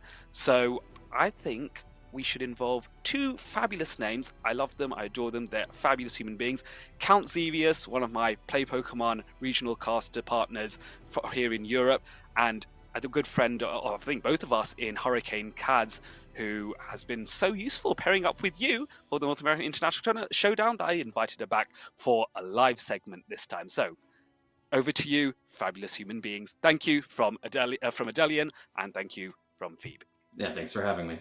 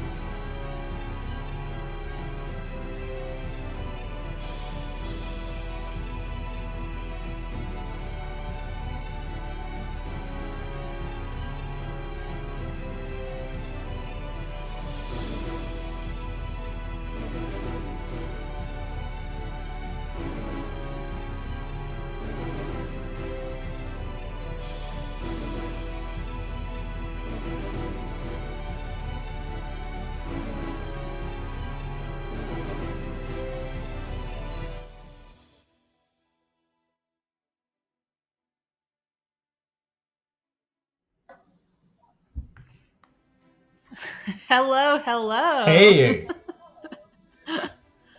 Finally. it took Adelli0n long enough to stop talking. I'm glad we're back. Uh, He's got a lot to say. Nothing wrong with that. This is a new meta, a new championship that we are talking about. There's a lot to cover, a lot of exciting names, and a lot of exciting action that we've already seen so far. I mean, it was very close games as well, and I think these competitors are showing us exactly why they are here. They've gone through the gauntlet, and they're here now in the finals, and they're putting on a show for us. Yeah, exactly. It's been, I mean, this meta, when I first looked at the graphic for it, has been really exciting just in the terms of like the picks we get to see. Very different from the championship series, very different from metas that we have seen before from Devon. So really exciting for me personally to see some of these Pokemon on our screen again. I love Decidueye. It's one of my personal favorite Pokemon. So any chance I get to see it taking over on the screen, I am very excited. Especially in this meta with the Astonish update that it got most recently, it seems to be able to get a good amount of farm for such a glassy Pokemon. Which one have you enjoyed seeing on the screen the most? For me, the pick that stood out the most was the Venomoth, the Shadow Venomoth, after it did get access to Psywave over the course, I think, recently as well. With it having Psywave, Poison Fang, and I think Bug Buzz, it has plenty of coverage against Pokemon that can do quite okay against it. We also saw a lot of Beedrill as well, so potentially having a Psywave user also puts a lot of work against the Shadow Beedrill. So and another advantage of it again is it's still a 1 point pick, so it's also easily, it doesn't take a strain on your total wallet per se. Yeah, exactly. It's a really nice thing to just kind of throw in there, like, all right, I just need to round out this team. What's a powerhouse that I can go for that's not on this graphic? Especially the way that these sort of point-based systems work. I heard Phoebe talking about it earlier. The fact that at first you think, okay, I can kind of pick a Pokemon from each tier, but that's not even possible. You have to use basically every tier to your advantage. That's why we're not seeing these 4-point picks. You might think that they're really valuable, but it's going to cost you a lot to bring them. I mean, 4-point picks, I think, in this case are mostly valuable because 3 of them are Mud Slappers. We have the Grimer, we have the Heliolisk, and the third Pokemon, I do not think I can pronounce its name. I think it's Graphii. Like it's like graffiti plus like the real eye animal. That's how it exists in my head, and I'm gonna go with it until someone tells me otherwise. It's like Psyduck, right? It's Graphite, I guess. But the way I really find interesting as well is how most of the trainers have approached this. I think that we only saw one Heliolisk. We know one trainer has gone for the 4-point pick, but most others have gone with the combination of going either 3-point Pokemon and then building around them, or I've also seen trainers going with 4 2-point picks and then having 2 1-point picks to balance it out.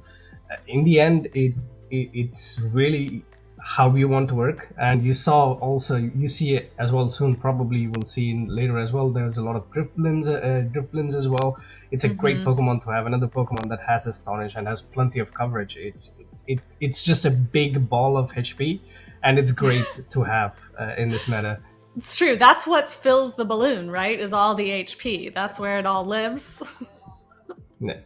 Ironically, the heavier you are, the more difficult it is for you to fly up. But Drifblim just says no. That's not the case.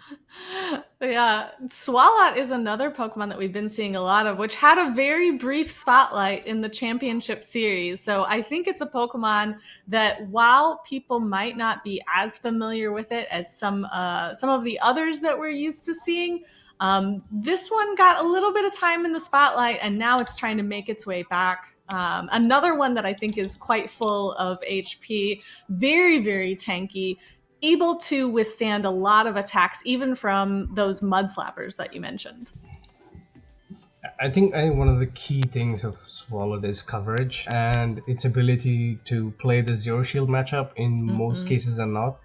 for example, you go up against a Feraligatr, as a Swalot, you lose the one shield scenario, but still with the Mud Shot, and if you have a good stat product Swalot, you can pick up the zero shield scenario, because you can get through two Hydrocans without fainting. So that's a great. Looking at the meta and looking at all the Pokemon, I understand why it's been in a lot of the teams. It's just great coverage with Mud Shot, ground type attack, Sludge with a poison type attack, and an Ice Beam. It's in the word, but it's in the attack. But yeah, so very plenty good of coverage. I like Pokemon like this. Yes. Yeah, me too. I really enjoyed kind of seeing it in the championship series, even if it was confusing and frustrating to build around.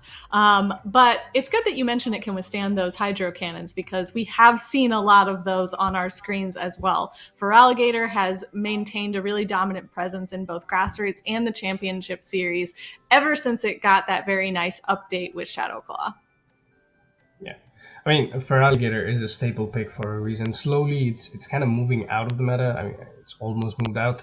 But a Pokemon that I think is better in this meta than the Feraligatr is the Golisopod, just because of the fact that it's 1 point cheaper, has similar coverage. You can still go for Shadowclaw, you can go for the Exeter, which is still going to be super effective against a grass-type Pokemon, and with Shadowclaw, both these charge attacks, Aqua Jet and Exeter, you get to in five Shadowclaws. So for me, as a pick in this meta, I think it's a better Pokemon, but if you have more points to spare, I understand why you might want to go for the Feraligatr. It depends on how thick the wallet is, right? Like how much money have I got left in here. Golisopod is really nice. The fact that you actually have stab damage against some of your counters in that X-Scissor as well, whereas Feraligatr is kind of might be relying on Ice Beam if it gets stuck up against grass type. But I do believe that we are going to be staying in the winners round for this next matchup, Riblet versus Out of Pocket. Over here in winners round 3. We've already seen both of these trainers on our screen so far today, really showing off some fancy footwork in terms of swaps and energy management. Yeah, I mean, they've been doing a great job. I mean, of course, Riblet is, as Adelli0n said, the defending champion, going up against Hot Pocket. Hot Pockets over the course of the years, I mean, Out of Pocket over the course of the years, has made a name for himself. He has been, he's been in almost every tournament, doing well, top 8 in the Play Pokemon series, and even before Play Pokemon series, he was also a staple name in grassroots tournaments as well. So it's great to see these two trainers go up against each other. Yeah, it's been really interesting because they both have kind of two pathways to get here in this Devon Corporation championship circuit. Out of Pocket, obviously winning 2 showcases, kind of potentially taking invites away from other trainers, but showing every minute why he deserves to be here. And Riblet, of course, defending that title, like you mentioned. Really a huge staple of the grassroots circuit, I think Riblet has become, and it's really fun to watch him play because he does like to bring some spicier things. Yeah, I think Riblet is running that Beedrill, the Shadow Beedrill. Of course, it was a Pokemon that I really enjoy. It has plenty of coverage, has a really, really high attack, so in a way it does a ton of damage to the opponents as well. But Out of Pocket, again, if you look at all the teams that we are going to see today, he just swung the other way by bringing in the Tyrant. He's the only one who's running this Pokemon. Riblet going for let's say the Astonish user, your favorite Pokemon, Decidueye as well. Yes. So I think it's different trainers have approached this, and there's not a single team that's repeating. So that's it's always nice to see. It means that the meta is in a healthy position where you can jump around. You don't have to have this Pokemon to make sure that you win. So metas like those are quite healthy. Yeah, I like the Tyrant pick as well. Not only is it very cute, but it also packs quite a punch with that Dragon Tail fast attack, resisted by nothing in this meta. So can do a lot of damage. It's not a very bulky Pokemon, but it will do a lot of damage on its way out. Yeah, I think as a closer in this meta, Tyrant can do a lot of work. it really isn't threatened by a lot of Pokemon, as you said. Only potential I see would be an Ice Beam from the Feraligatr or an Ice Beam from the Swallow. So that's there's no ice cover. There's no other ice cover. No, there is the Dusclops that you potentially could see with the Ice Punch. Other than that, I think it's in a pretty good position. You could it's basically the how you use dragon types, right? And fairy types, you two shield them and hide them at the end, and then try to surprise your opponent saying, "Oh, well, what are you gonna do against this?" Yeah, exactly. Especially when, I mean, in a lot of metas, we have to worry about some of the resistances, right? Steel types that might be lingering around, fairy types, but not here, not in, not in the Bedrock meta. So nothing can really hold out against that. That dragon damage for very long. And Tyron also has the advantage of being able to throw that ancient power, which could potentially boost its attack and defense as well. Yeah, Ancient Power is it's a tricky move, right? I think it does have coverage, but more often than not, it's not as energy efficient as a Dragon Claw. And in this meta, you do want to, get to the charge attacks as quickly as possible, because most of the Pokemon are squishy. And if you're playing up against a Swallow, you do not want to go for the Ancient Power. You're always going for Dragon Claw, even against Pokemon like Golisopod or Venomoth. The Dragon Claw is still going to do a ton of damage because you do have it's just quicker and does more damage per energy than Ancient Power. Yeah, exactly. There's always a play when you're up against these tough opponents. Where do you want to go for that efficiency? Do you want to go for, the move that might be stronger in that moment against that Pokemon? There's so much to balance, like in how you're going to play your matches, and we've seen that play across our screens already a lot, particularly with the Venomoth you mentioned. Are they just going to go for that Poison Fang, or are we going to see the much harder hitting Psychic? And we have seen how much damage that Psychic can do from a Shadow Venomoth. But we do have our two matches ready on the field. The regular Feraligatr against that Golisopod, these two water types duking it out on the field first up. This is a nightmare of a matchup for Riblet, just because of the fact that the X-Scissor is gonna hit like a brick. In comes the first X-Scissor. This, of course, I think is gonna be no shielded by Riblet, and this is a great position to be in if you're out of pocket. Yeah, exactly. It does do a lot of damage already, getting this Feraligatr down into the red, but the Hydro Cannon is ready, definitely doesn't need to go shielded, and does a lot less damage than that X-Scissor. So yeah, a really tough position, and already another move being thrown by Out of Pocket's Golisopod. It is just the Aqua Jet this time, but more than enough to take that Feraligatr off of the field. I think at this point you might want to come in with the Swallow to get that energy lead. I mean, Swallow with a lot of energy will do a ton of work against what we see is the backline of Out of Pocket. In comes this Aqua Jet. Of course, it is going to do a lot of damage, but then again, Swallow is such a bulky Pokemon that it can shrug off this Aqua Jet, still be in the green, and get even more Mudshots through. Yeah, and definitely overloading a lot on energy before throwing this Ice Beam. And Out of Pocket, I think, rightly recognizes how big of a problem this Swallow could be, and swaps out before the Golisopod can go all the way out of the field. So we do see another Ice Beam now ready for this Swalot. Still not enough to take it off, so does not earn a shield from Out of Pocket.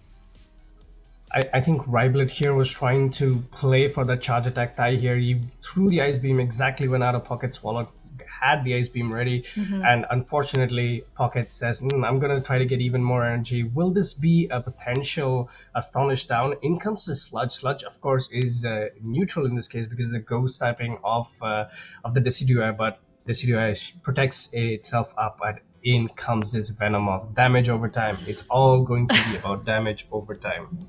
Yeah, exactly. But the newly buffed Astonish is doing quite a bit to this Shadow Venomoth already, but it has a Poison Fang ready now.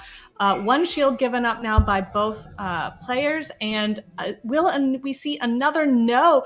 Actually, the Poison Fang landing on this Decidueye, but it is still doing a lot of Astonish damage, and another, oh my god, Spirit Shackle. I almost blanked on the move there, being thrown. Getting the last shield from Out of Pocket. Yeah, a last shield from out of pocket, but then again, there is a shield, but the fast move damage over time, you cannot hide from it, unfortunately. Rivlet did get what he wanted. The first Spirit Shackle did get the defense fall onto the Venomoth, but it was not enough. The Psy Waves, which got buffed recently, just do too much damage, especially after one Poison Fang after the first Poison Fang from the Venomoth.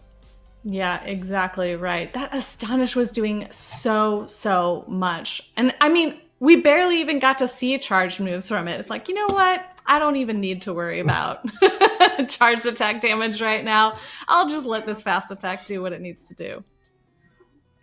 Yeah, I mean, it's something you can always do, right? If you have 2 shields left, you are completely in control of the game. Decidueye, however, did not had the 2 protect shields for it, but unfortunately, not enough HP for it to go through that Venomoth's fast attacks.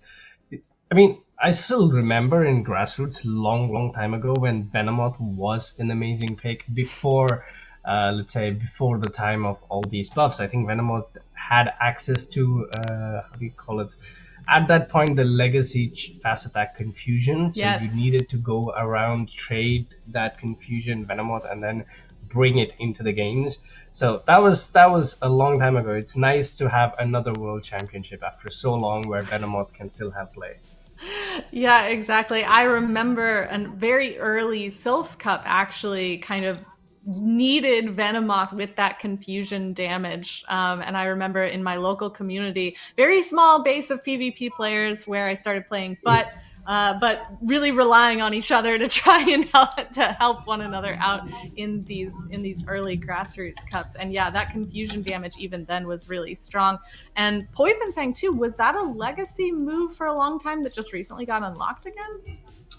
I think it was Poison Fang, maybe. I am not sure. It's been... It was just basically confusing. We don't have to talk about how long. Yeah. yeah, exactly. I mean, it was like, it feels like yesterday. That's how young we are. Exactly. You know, there's just been so much happening day to day. It's really hard to keep track. But now it still might be using that Poison Fang, but that Psy Wave is the updated move of choice. And here we have our opponents back on the field. Rivlet coming in with that Decidueye in the lead against the Swalot from out of pocket. This is a pretty nice position for Decidueye to start in because just look at how much damage it has stacked up already. It is going to give up the first shield early on this first sludge, though. Yeah. Sludge does come in. This means that the out of pocket is successful in baiting the Decidueye to put up that protect shield, but Spirit Shackle is immediately gone in with this Decidueye. But the problem here is Spirit Shackle is not a great move, and that means that you'll always need 2 moves to knock out this Swallow. Exactly, but we don't see a second shield coming up on that sludge, meaning that Decidueye still has a little bit of health and a lot of energy going to throw exactly on that charged attack priority tie so that this Spirit Shackle will knock out the Swalot because out of pocket still doesn't want to give up a shield. Oh, in comes his Venomoth. Venomoth, of course, is not going to be able to side wave this down before getting another Spirit Shackle. It's a no shield. For those who do not know, Venomoth is not like Beetle. It's a bit more bulkier. And that's exactly another defense fall here. Everything is working out for Rivlet. Yeah, exactly. So we do see a quick swap from out of pocket to the Marowak now so that the Venomoth maintains some of its energy and Marowak gets a slight advantage against the opposing Marowak that comes in from the back for Rivlet. Yeah, I think the key difference in this matchup is Rivlet is running that Hex variant of Marowak, I think. That's the only reason why I see out of pocket's Marowak having much less HP than Rivlet's Marowak. We can check immediately now. Yes, it is running. I think they're both running Hex. Yeah, doing a significant amount of damage to one another. But we do see out of pocket now throwing the Bone Club onto the incoming Swalot from Rivlet can healthily take that damage, even though it is super effective. Yeah, but the problem here is out of pocket still has that protect shield left, but his Pokemon are just so low here. In comes his Venomoth. Venomoth, of course, is going to be doing super effective damage with these Psy Waves and going for this Poison Fang to drop this Swallow's defense. But can the Swallow get that much shot down? Because if it does, then this game will be very close. Oh, I think he was worried that he wouldn't quite be able to do it. So we do see a sludge being thrown by Ryblet onto the Venomoth and knocking it off of the field, leaving the very, very full-on energy Marowak from out of pocket able to throw the first of 2 Shadow Bones. Yep, Shadowbone number 1 comes in, knocks out the Marowak from Ryblet, and the second Bone Club coming in here to knock out Swallowed as well, and this should be 2-0 for Out of Pocket. Ryblet did have an amazing lead, but Out of Pocket leveraging his Protect Shields and understanding and making a call of what Pokemon could be at the back, sacking that Venomoth completely, takes the win 2-0. Yeah, very well played by Out of Pocket. And Ryblet, unfortunately, our defending champion, being knocked down to the losers bracket now, but showing that he's not going to give up without a fight, because he did his own really good energy management there. But unfortunately, as you mentioned, Out of Pocket just very in control of the shields in particular. And I think we've seen him utilize that playstyle a lot in this tournament and in his run that I covered for the NA Showdown as well. Yeah, I think Pocket's a trainer who it takes a lot of practice to understand and try to guess the lineup your opponent has, what 3 Pokemon they've selected out of the 6, and that's possibly what he did as well, because Venomoth with 2 shields is a very strong Pokemon. And understanding that he doesn't need the Venomoth, letting the charge attacks through from the Decidueye and completely saving it for his own Marowak at the back to change that game completely in his favor. Yeah, the coverage that his Alolan Marowak offered in that endgame, I think, was really key to the victory there. Not only the Hex fast attack, which does super effective against the opposing Marowak, does very good neutral damage against both the Swalot and the Decidueye, for what little we saw of that matchup between those 2 Ghost-type Pokemon. Really, and giving access to those very quick charged attacks as well. The Bone Club throwing in some really nice coverage against that Swalot, and the Shadow Bone being able to cover everything else. Yeah, I mean, I guess Pocket's thinking process was pretty simple in the end, because he probably realized 2-to-1 shields, his Marowak is going to probably beat any Pokemon that's on Ryblet's team. Ryblet ran, I think, Feraligatr. The only Pokemon that could have been a problem would be the Feraligatr, but if you have 2 Protect Shields to hide behind with a Hex Marowak, I'm pretty sure you can whittle the Feraligatr down as well. And that was great team call by Out of Pocket. But the meta here, I guess, is going to rely a lot on understanding the shield position, the protect, how you play a Protect Shield, how you manage your energy. We saw Pocket give us, let's say, a masterclass in this game by understanding exactly what was needed for him to win the game. And yeah, great job by Pocket. Yeah, I mean, he really scared that Feraligatr off with that Golisopod in the first match, and then didn't even bring the Golisopod back. He was like, all right, you've done your job. You can sit on the bench for a while. I think Golisopod is the pick to go for, especially, I think game 1, his main goal probably was to scare that Feraligatr away. When you try to build Pokemon in metas where you have to invest points, you try to find the cheapest picks with the most coverage. Like, for example, I think Golisopod, great matchup against the Swalot because you resist its fast attacks, and of course Sludge hurts, but it's a Sludge from a Swalot. You have other 3-point picks like Barbaracle again.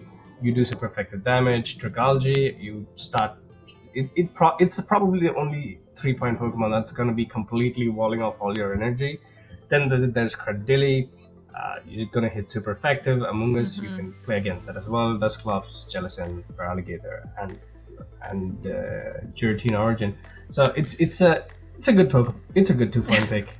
Yeah.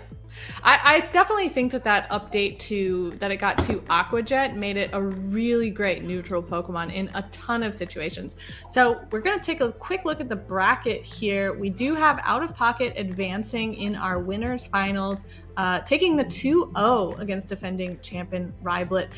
Moving down to the losers bracket, we do see that C. Leonardo was able to defeat Final Boss AJ, so he moves on in that losers bracket, and we are waiting on the results from Jacko Loco versus LNDS Bernardo to see who is going to be facing C. Leonardo in that loser side of the bracket.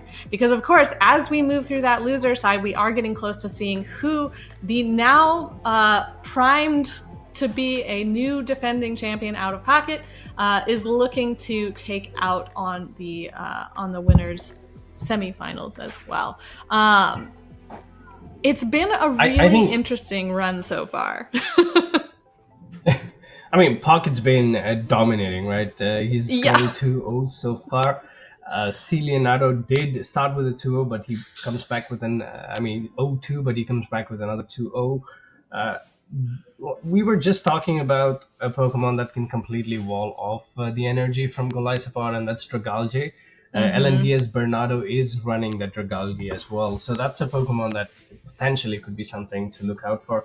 Jacko Loco, of course, is one of the trainers who's also running a Pokemon that's not in anybody else's team, and that's the Macargo with its Incinerate, Rock Tomb, and Overheat. It's a Pokemon that it is a very scary Pokemon once you give it some energy. It's definitely a scary Pokemon, but it does have a lot of double weaknesses that make me very concerned for the future of that Macargo. Especially in this meta, we have seen a lot of those for alligators so far. We have also seen ground type moves available from those Marowaks, available from Beedrill. So even the counter, even the things that Macargo should be able to do well against, have answers ready. So I'll be interested to see. I mean, we've seen Jacko Loco on stream already, but I don't think we've seen that Macargo get a lot of play so far. So it'll be interesting to see if we get any of that Macargo action going forward.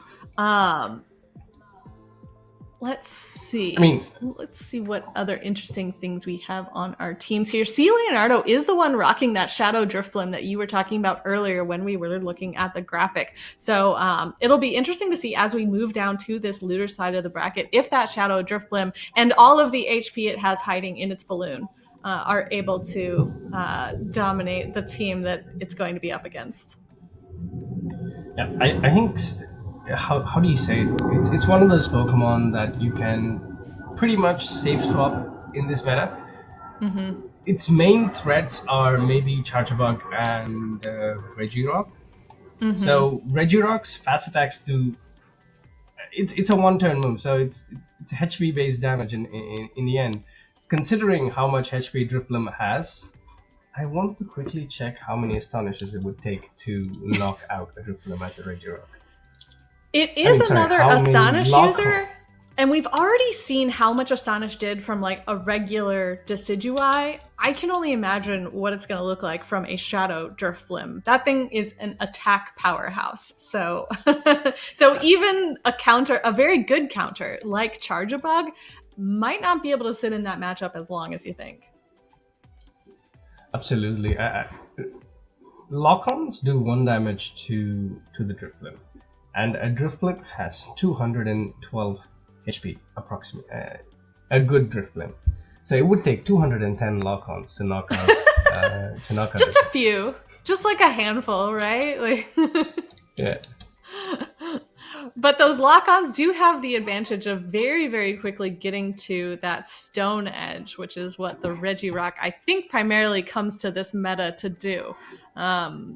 There are a lot of other Stone Edge users out there. We don't see them in this meta, but we know how much Stone Edge can do, even from things where it doesn't get that same type of attack bonus. But Regirock does get that stab, and that Stone Edge gives a lot of Pokemon pause in this meta. Yeah, it's one of those moves, right? It's 11 turns to a Stone Edge. That's a highly energy efficient move. You also have, as you said, the same type attack bonus. So Regirock is potentially a staple pick. We have only seen it once so far in any of It's these true. matches. We have seen it on, But- it is on quite a few teams, but yeah, we've only seen it on stream from C. Leonardo. It's also a 2-point pick. What I'm curious about is why there's not as much Dragapults in any of the teams. It is also kind of fulfilling the similar role to Drifblim. It has higher attack than Drifblim, so it's going to do better But it damage has over times. Maybe way less HP. Yeah, absolutely. But I guess one of the reasons why players have not gone with the Dragapult is because it is a 2-point pick, and if you can kind of have a side grade Astonish user with the Decidueye for 1 point, maybe you don't want to go the Dragapult way. But it would still be fun to watch. It would definitely be, because it is a very cool looking Pokemon. But it is one of those rarer spawns in the Pokemon Go game. So maybe the reason people aren't bringing it is because they simply don't want to invest in a terrible one just yet. That's just a more practical reason that we might not be seeing it on our screens as much. But here's hoping. Here's hoping that someone, maybe when we get to revisit this meta someday, gets to use that very fun Pokemon. It does look like we have some results now. Jacko Loco moving forward in the bracket to face C. Leonardo in our losers semifinals. So that is the match that we are going to be looking at next. Me and CountXevious here are going to be covering that for you. And whoever wins that matchup will be moving forward to face Ryblet. And then the winner of that match is going to determine who will have to go back and face Out of Pocket in the winner's bracket. You know, Out of Pocket's just probably sitting around thinking, I've won 2 showdowns. Why not call the championship home as well? I mean, it's what every competitor wants, to win everything, right? The song doesn't go, I want to be the very best. It goes, I want to be the very best, like no one ever was. So you gotta win everything. That's exactly. You can't let any other people just slide by with a win or 2. You gotta claim it entirely. Absolutely. Maybe a hypothetical question. I don't know how much you remember from the graphics. If you have to build a team of 6, what would you pick? What Pokemon would you pick? Well, you already know that my first pick is probably going to be Decidueye, because not only have we already seen how strong it is, but it's a personal favorite of mine. So I've got to call that one out first. Plus, it's a very low point. So I have the advantage of being able to pick some other powerhouses to back it up. There is a lot of poison and bug type in this meta, which Decidueye being a glacier Pokemon, that damage is neutral, but does still need to be a little bit afraid. So we might need to bring in some coverage for that. I do think that the let's see, who would be good? The Swalot has a lot of good coverage to back that up, and bonus, pretty bulky, so that you can let it take some damage that you don't want to land on that Decidueye as well. So I think those would be 2 of my main picks right there. What about you? What would be a nice core that you're looking at? To be honest, there's not a... I think Swalot as a pick is by definition great. It just does so much. It doesn't take super effective damage from any of the other high tier, the tiered picks, except if it's a 4-point pick. So it's already a great position to be in. And then you can pretty much cover Swalot with your Golisopod. I would love to do that, because Golisopod resists all ground type attacks as well. So in a way, that's a great core to work with. I would also think about running the Tyrant. 1, like you said, it's cute. 2, it does have that oppressive fast attack pressure as well. But a Pokemon that I definitely would run just after looking at these teams is that Venomoth. It just looks so good. Damage over time again. Yeah. The Psy-Wave buff with all these poison types around just make it look very, very appealing. You are definitely not incorrect in thinking so.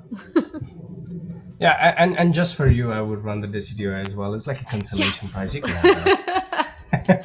I'm gonna add a little pin that says CountXevious picked Decidueye for me.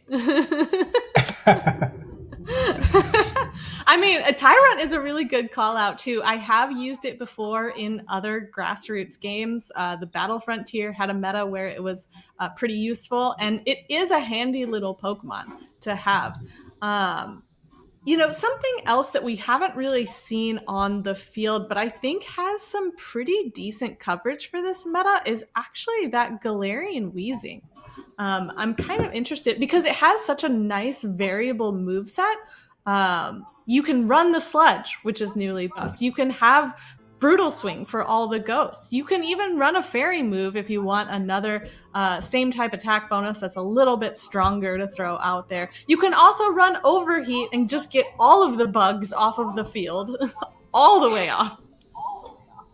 Yeah, for sure. But I think one of the reasons why we don't see it as much is because I guess everybody kind of predicted that Swalot would be in most teams.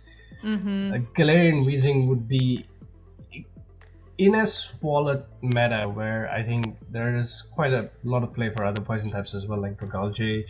You also have the Gliscopod with the Shadow Claw. It's gonna outpace you for like really heavy hitting moves as well.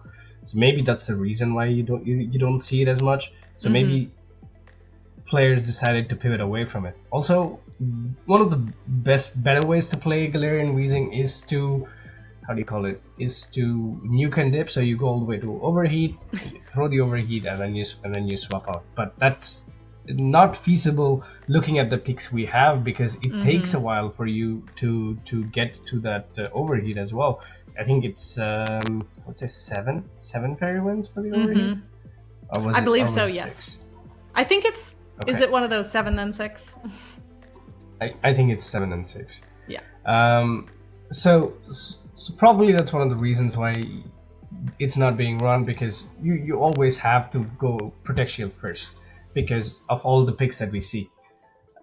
That's my only reasoning, to be honest. I don't like the Quillfish though. Oh yeah, that's another nice solid pick. I mean, Quillfish is another one that's very glassy, but does have a really high attack stat. So the attacks that it throws does a lot more than you think that it will. I've seen it in action so many times. It's like, how does Scald do that much? I think Quillfish is, how do you call it? It still has play against Pokemon like Pokemon like Swalot, because if you manage to get the attack fall on the Scald, then you can potentially win that matchup. And also in the Zero Shields, 2 Scalds go a long way into almost knocking out Swalot. Yeah, especially if you get that attack drop from that Scald as well. Unfortunately, since the way the bracket has fallen, we won't see that Dragalge play anymore from Elendias Bernardo, but I do think that that's another one that could have been particularly useful, especially since it got a recent little buff in access to Acid, in access to Sludge Bomb as well. Yeah. I'm just sad I can't see the Dragalge in action, but that is it is what it is, right? Maybe you don't run Acid on the Dragalge, you go Dragon Tail and do fast attack damage, because nothing resists Dragon, and in this meta, I think. As far as I know. I mean we've talked about that with the Tyrant as well, but Acid is much faster now. But we will get into our next 2 games. We do see a Decidueye coming out from Jacko Loco against the Charjabug from C. Leonardo. Interesting and surprisingly neutral matchup, but Charjabug is running that crunch, so is going to be able to do some super effective damage if it is allowed to throw. Yeah, but Decidueye deciding to put the pressure first. In comes his Spirit Shackle. Spirit Shackle will do a lot of work, but also getting that defense fall. Tries to go for a catch here. What does Leonardo do here? He goes for this X-Scissor, probably going for a chip and dip strategy, maybe save the crunch for the Decidueye in the end game and pivot out. But what we see is also another nightmare scenario. Leonardo does not have a straight answer for this Charger Bug save swap. It's true. That's why he got rid of all the energy right there in one go, throwing 2 X-Scissors to get the Charger Bug from Jackaloco very low before coming in with the Drift Blim. Will have to throw up a shield here. Unfortunately, it is just against that X-Scissor bait. Another one coming through. Do we see a call from C. Leonardo? Yes, no shield being thrown there. The X-Scissor doing very, very little. No shields indeed. One of the things that we saw here is Leonardo understanding the energy that was on the Charger Bug and not going for the Protect Shield. Here we see him go for this Icy Wind. This will do super effective damage against a Credilli, but also drop its attack. So in a game of 2 Pokemon that rely a lot on dropping your opponent's attacks, it's gonna be one versus the other all the time. Yeah, exactly. But unfortunately, the Credilli was already able to get to that Rock Throw, which does knock the Drift Blim off of the field. And C. Leonardo being put in another tough position, but able to get some energy onto the Feraligatr before making a catch onto this Charger Bug. The Grass Knot being thrown and undercharged so that Decidueye can come back in from Jackaloco and get a little bit more energy to be able to throw a Spirit Shackle. Will the Feraligatr use the last shield here? No! No, and Protect Shield not being pulled up, but Jackaloco is getting all the debuffs here. Another Spirit Shackle defense fall. Feraligatr, I think at this point does not have enough in its tank to knock out the Decidueye and also at the end be able to knock out the Credilli. Jackaloco convincingly picks up game number 1 against C. Leonardo. Yes, very well played there. Trusting in the power of the Decidueye and its Astonish ability there. As you said, the Feraligatr from C. Leonardo was needing to overcharge quite a bit because it did not just need to get rid of that Decidueye. It had a whole other Pokemon waiting in the wings. It had too much to do, unfortunately, and it didn't help that it had the defense fall as well. So the Astonishes then do a lot more damage. Maybe, just maybe, if the defense fall didn't happen, there could have been a chance for the Feraligatr. Well, probably not, right? I think the Credilli was 2 bullet seeds in. Exactly. And I mean, the defense drops, have we ever seen one not occur? I mean, Jackaloco's Decidueye just seems primed and ready to say, no, I will take all of the defense, thank you. I think Jackaloco's Decidueye is completely loco. Getting all those defense.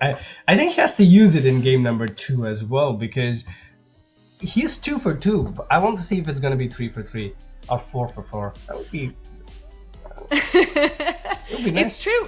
And we've talked about it so much, how it does do, I mean, not only is Astonish very powerful, but it does get you very quick access to that Spirit Shackle. And while Spirit Shackle is not in itself a powerful move, if you keep getting defense debuffs, if you keep betting on those amazing odds you've had so far, then the results show you will be rewarded. I mean, maybe Jackaloco doesn't play his Decidueye in game number 2 just so that he could save that Spirit Shackle luck for later in the tournament. Is like, oh, but here we go. We see both of these trainers locking in already, and it's gonna be a Feraligatr mirror. It's like we've been taken a year back in time where we see this all the time. Exactly. So we know that both of these Feraligatrs are running Hydro Cane and Ice Beam. So all of the charged attacks are resisted. The most damage is going to come from the Shadow Claws. So we do see both of these Gators overcharging just a little bit before throwing the first Hydro Cannon. Jackaloco throwing the first Hydro Cannon, winning that charged attack priority tie. Yeah, I don't think it was a charge attack priority type, but because C. Leonardo did not throw his first move. But here he gets this amazing catch. Decidueye coming in to take this resisted Hydro Cannon and also sneaking in an Astonish in the process. Yeah, getting an energy lead. And we have another mirror waiting for us now. The Decidueye off. Will we see a defense drop from C. Leonardo's Decidueye as it throws the first Spirit Shackle? Actually, no! Jacko Loco has taken all of them, and we'll get another Astonish to get a little bit of energy lead. This is going to be really crucial to see how these two trainers play it out. It's going to be the Drifblim coming in here, potentially going for this aggressive Astonish down. Fresh Spirit Shackle comes in for the Decidueye, and this immediately pulls up a Protect Shield from the Drifblim. But Drifblim does have that energy lead now, and this could go either ways.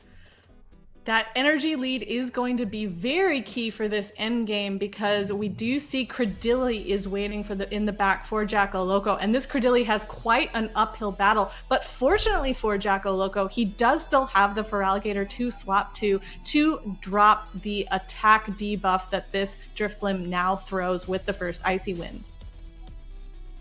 What's key to note here in this matchup as well is that the Feraligatr of C. Leonardo has that Hydro Cannon stored. It's only 2 away from an Ice Beam, and at this point, if you're Jacko Loco, you cannot swap in as well. This will be an aggressive Shadow Claw down. Yes, it is. Unfortunate for Jacko Loco here.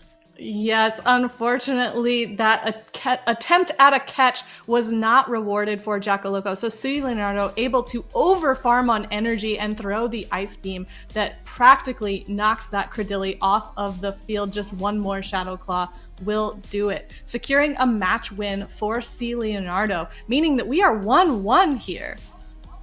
Yeah, it's 1-1, and a key moment in the game was how the initial Feraligatr mirror went through. So both the Feraligatrs had the Hydro Cannon, but Jacko Loco waited a turn, and on waiting a turn, I think both the trainers waited a turn, and then immediately C. Leonardo went for the swap in. So if he did not wait a turn, the Astonish would not have gone through, and there was no possibility for that aggressive Shadow Claw down towards the end game to get the Ice Beam on the Feraligatr. So it's just, you know, waiting a turn is great, but sometimes it just is. It's so hard to do in practice. Like, that just shows the level of experience and training that these players have gone through in order to be at this level, is the fact that, like, yes, all the time when I'm sitting in GBL, I know that I need to wait a turn, but it's so hard to do sometimes because will they throw? Will they also swap? Like, there's a constant mind game there. And so the patience of C. Leonardo there definitely rewarded him in that matchup, not only in the lead face-offs that we had against mirror matches, but in the end game as well. I mean, it's something that you always have to try to keep practicing, because there have been so many times in GBL where I wait a turn and I don't look at my opponent's animation. It's just, you know, sometimes when you're going through the motions, you're like, yeah, I think I got this game. I'm definitely going to be winning this. It doesn't matter what happens. And then you wait a turn, but your opponent waits a turn as well and then catches, and you're like, oh, oops.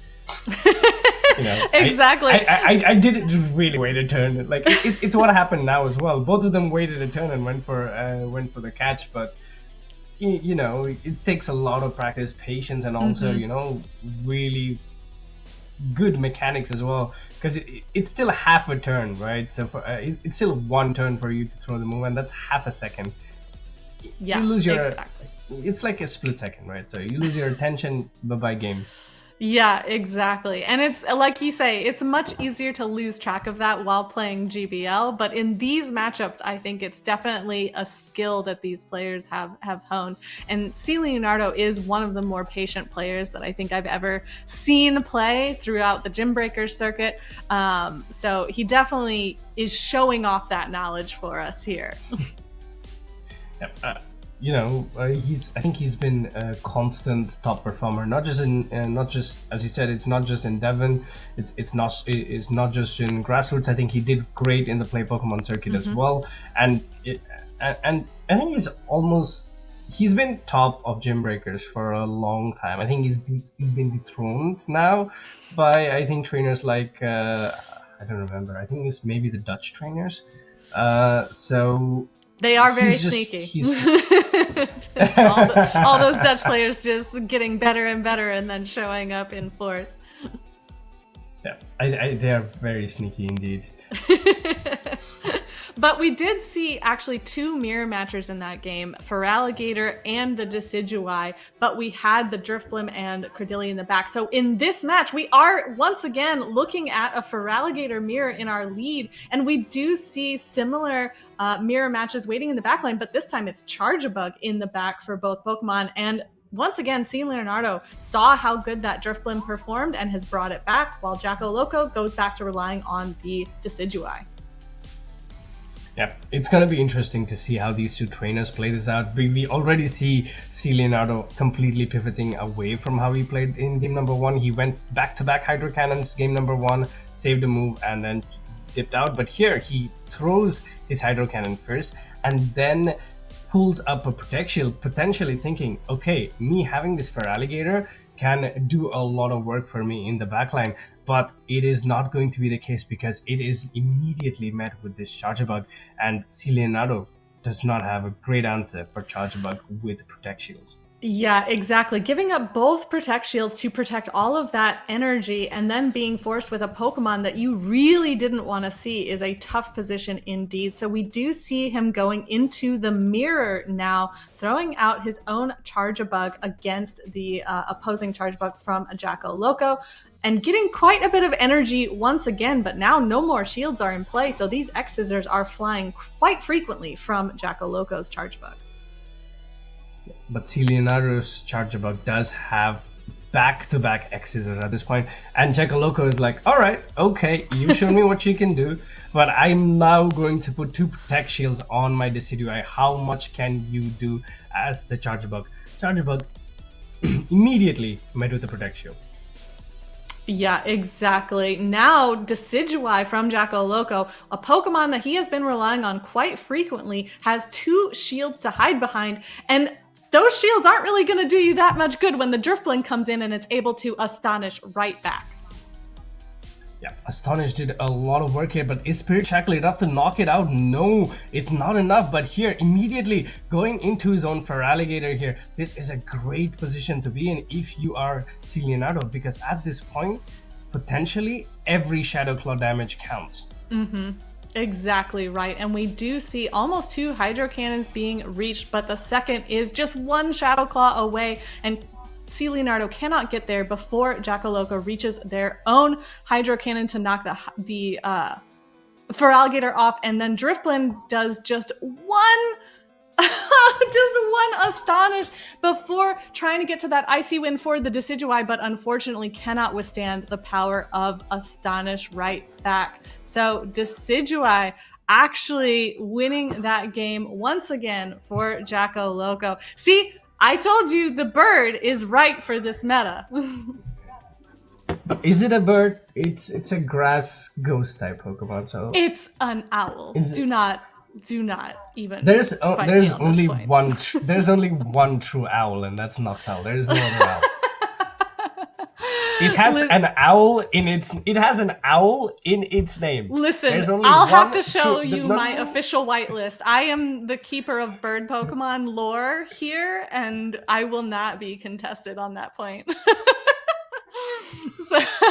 So Jacko Loco didn't even need to get the defense drops in that game, really just relying on that Astonish damage as well as saving those shields for that Decidueye in the back really proved to be the path to victory there. And now will advance in the losers bracket to face off against our former champion, Riblet.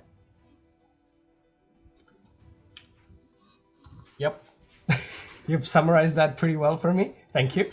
But I want to get back to the topic of the Decidueye.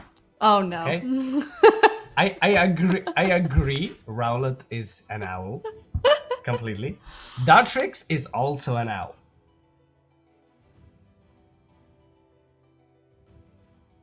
Where I think the hood is not.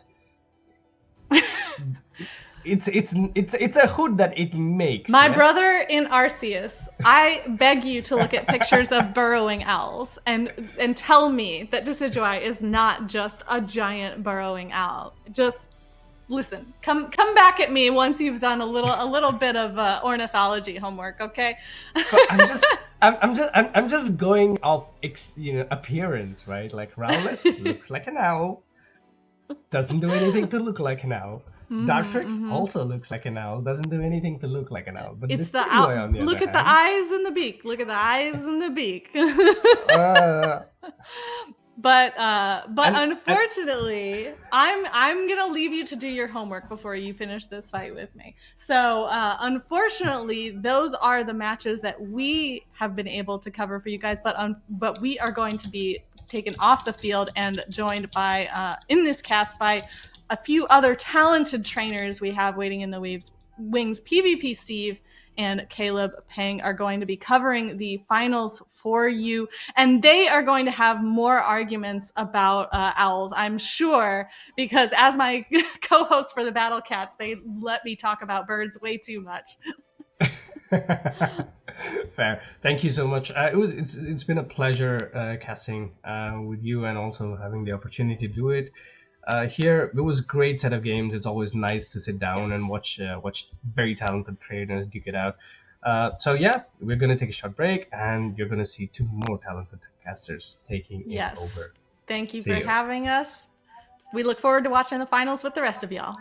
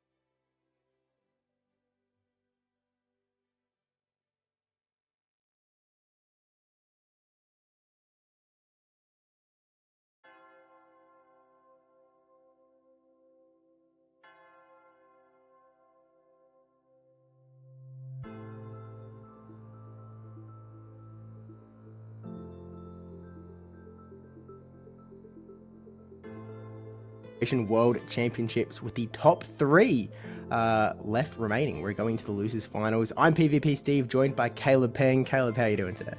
I'm doing fantastic this morning. I hope you're feeling better, Steve. I know you're a little bit under the weather, but hey, you showed up for a grassroots finals, and that's pretty on brand for the Josh I know.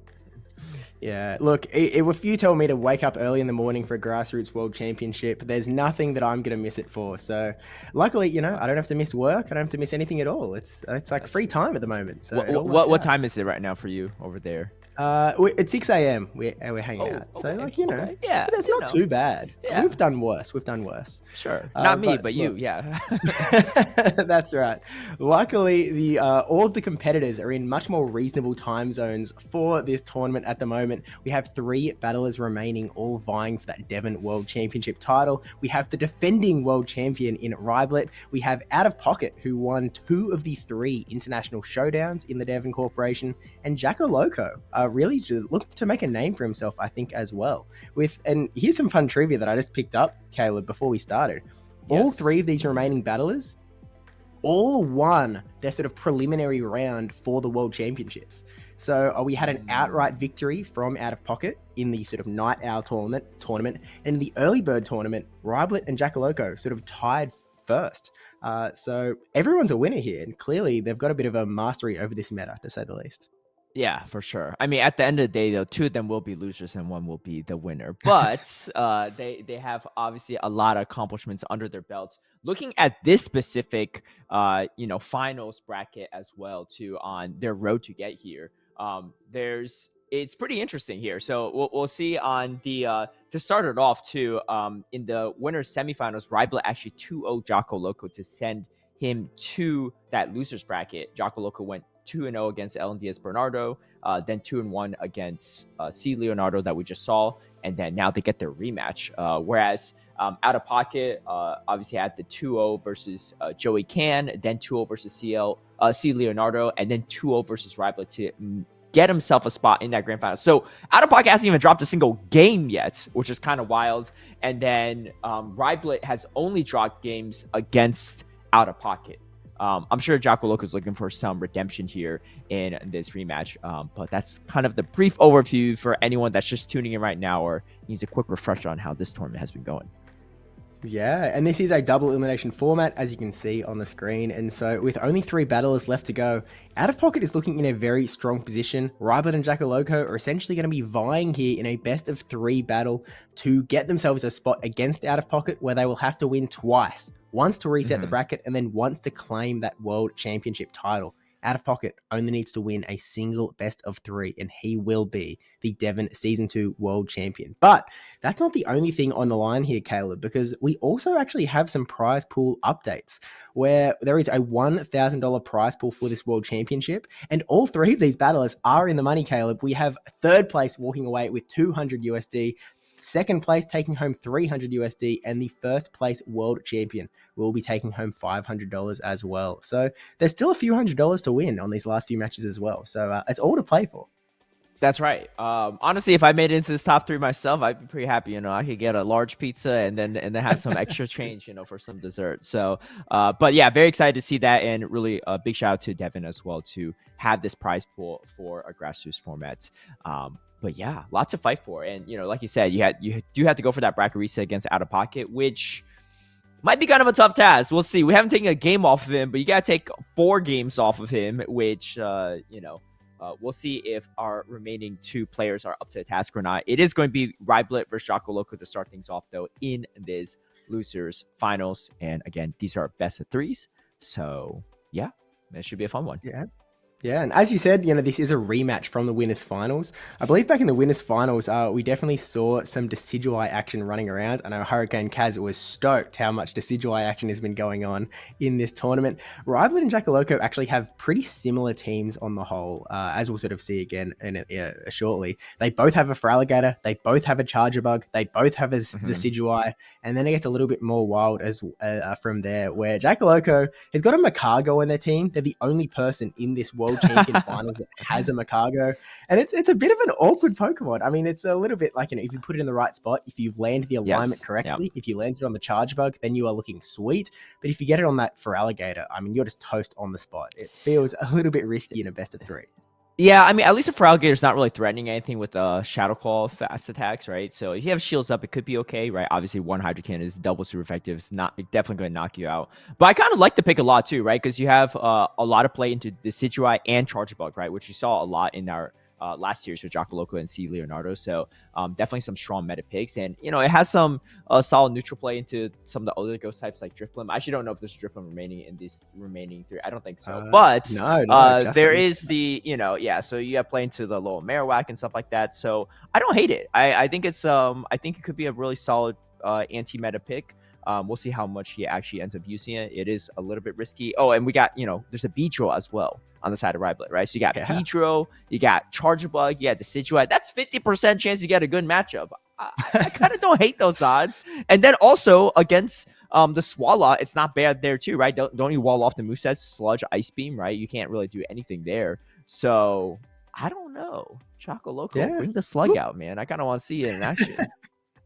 Yeah, you brought it to this tournament for a reason. Let's maybe give it a run. Because even if you're up against like the Alolan Marowak, you want to dodge those Bone Clubs. And I believe that Riblet is also running the Hex Alolan Marowak. Yes, so it is a little bit quicker to those Bone Clubs. And so both him and Adelphocket, I believe, are. So yeah. Yeah. So it's you're not going to be outpacing it, but if you can come into that matchup with energy as the Makago, you can also get some super effective damage in there that could KO. So you know what? That Makago might actually be legit. If Jackaloko can just avoid that Feraligatr, it might be absolutely gravy. And of course, there's always ways you can sort of run some sort of ABB strategy if you're building your entire strategy around Makago, which when it looks this good, maybe it's the time. I don't know.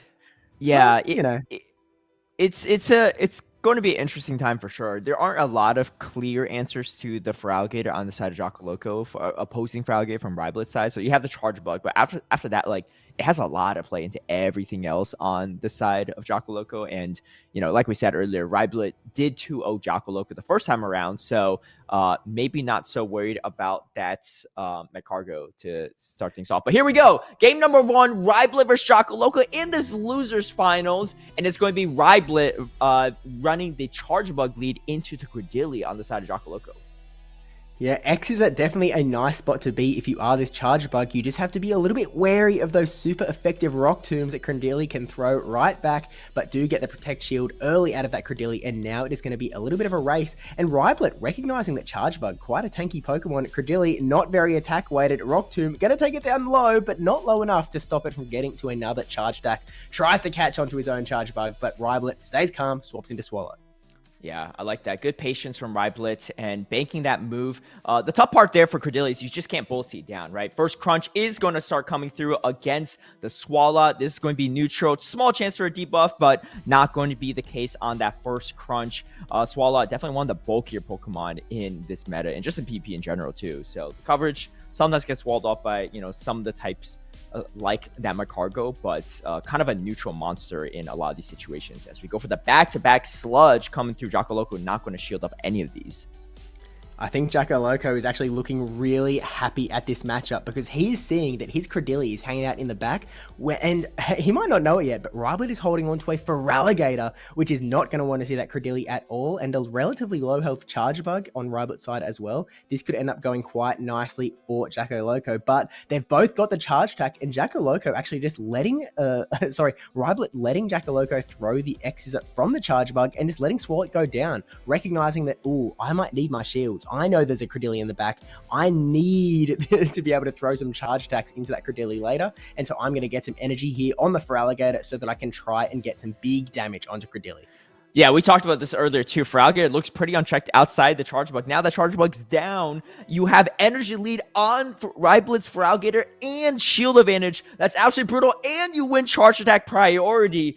Things are really falling into place for Riblet in this rematch. Can Jocko Loco find a way here? You still have a lot of health, though, on that Credilli, but losing charge attack priority, being behind energy, being behind shields, that's a tough order for anyone.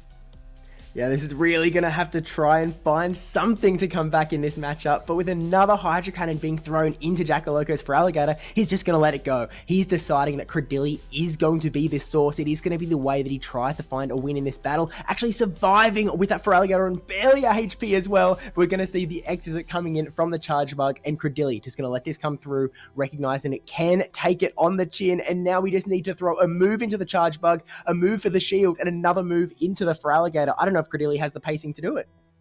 Yeah, going for the max amount of energy possible here, Jocko Loco. Oh, we get the shield actually from Ryblet. This is kind of big here. You're probably going to grab the final shield, though, from Jocko Loco as well. Kind of has to. Needs to leave with back-to-back moves. Ryblet, I don't believe, left with energy, though, on the Frogate. I think it had maybe one Shadow Claw, if anything. And so Jocko Loco has to outpace this Feraligatr now. Has to finally throw this parting Rock Tomb against the Charge Bug. It's going to be race here to the moves. Let's see if Ryblet can do it. Oh, wait, Ryblet has a little bit more energy than I remember, and in comes a Hydro Cannon. This is going to be enough to knock out the Credilli. Only a sliver of health left on Jocko Loco's Feraligatr, but it is in that Shadow Claw range, and Ryblet's going to take game number 1. I think you could see Jackaloco reaching for that swap button just in case it would go through, that he could try and catch the move onto his own Feraligatr, but unfortunately it just wasn't going to be the case. Bullet Seed, a little bit of a clunky move. It is that a little bit longer than the Shadow Claws from the Feraligatr, and so unfortunately that does mean that that first game is going to actually keep things moving with a 1-0, with Feraligatr closing things out and showing why that even in these grassroots formats, Feraligatr is still OP. Yeah, I think both players really recognize how strong Feraligatr is, so both brought it, and both brought the Charge Bug, right? The only clear answer in that, in these head-to-head matchups against both teams here. So, I can see why the Macargo, despite having such good matchups, is kind of hard to bring, right? Because you bring the Macargo and, you want to try and lock it onto the Charge Bug. If you don't, though, you just get outpaced so fast from the Feraligatr. And, really great recognition from Ryblet as well. Letting his Swalot go, Shadow Clawing down, and that's really what paved the way to victory. And at that point, too, I don't believe Ryblet could have even swapped out even if he wanted to. And if he did, he risked getting the Feraligatr locked into the Charge Bug, all this other shenanigans. So, really well played from Ryblet in that first game, and showing kind of why he went on a dominant 2-0 victory against Jocko Loco the first time around. Let's see if Jocko Loco can dig deep, though. He's one loss away from getting eliminated from this tournament, so he needs to win this next one to force that game tie-breaking game number 3. But yeah, I mean, I don't know. What do you think? Do you think he brings the Macargo here? Because it's the last game, Do you go for the gamble here and just try to get it on the Charge Bug? Because unfortunately for him, nothing else has been working against Ryblet. Yeah, it's such a tough call, and usually when you're in these scenarios, we're going to find out really quickly if we do see a Macargo coming in from Jackaloco, but we have the Charge Bug into the Shadow Beedrill. No Macargo to be seen here, and he might love that Macargo into this Beedrill, but instead we're just going to have to deal with a Beedrill. Beedrill is going to be very, very fast to its charge attacks, and already throwing a Drill Run into this Charge Bug. I do not think that this is where Jackaloco wants his Charge Bug to be. Not only are we taking a lot of damage from those Drill Runs, but that Feraligatr is probably in the back hiding as well. And so Jackaloco going to swap in his own to this Swallow. Yeah, of course. And everyone, both players prioritized the Feraligatr quite a bit. So saving both shields for it, but it's going to take this first sludge. It is going to do a good chunk of damage. This is the non-Shadow Feraligatr, though, so it can tank some of this damage a lot better. You can't really mud-shot this down. Throwing the Hydro Cannon on Charge Attack priority, Ryblet's not going to go for the move, knowing that he's not going to win that Charge Attack priority. But Jocko Loco can kind of dictate the match a bit here. We'll see, though. Ryblet's a little bit more ahead on energy, and Jocko Loco is going to spend that first shield. The interesting part here is Ryblet didn't bring Charge Bug this game, so doesn't have as great answers to the Feraligatr, but the Swallow is actually really not that bad. Yeah, I think it's worked out nicely for Ryblet here that he was able to come into this matchup with an energy advantage because Swalot and Feraligatr have the same pacing. Oh, he's actually going to let the Swalot go.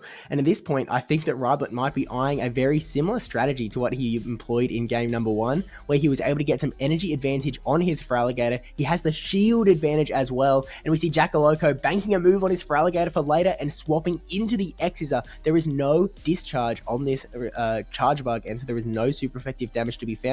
But Ryblet still deciding that he wants to keep this Feraligatr healthy for later, swapping into his Beedrill.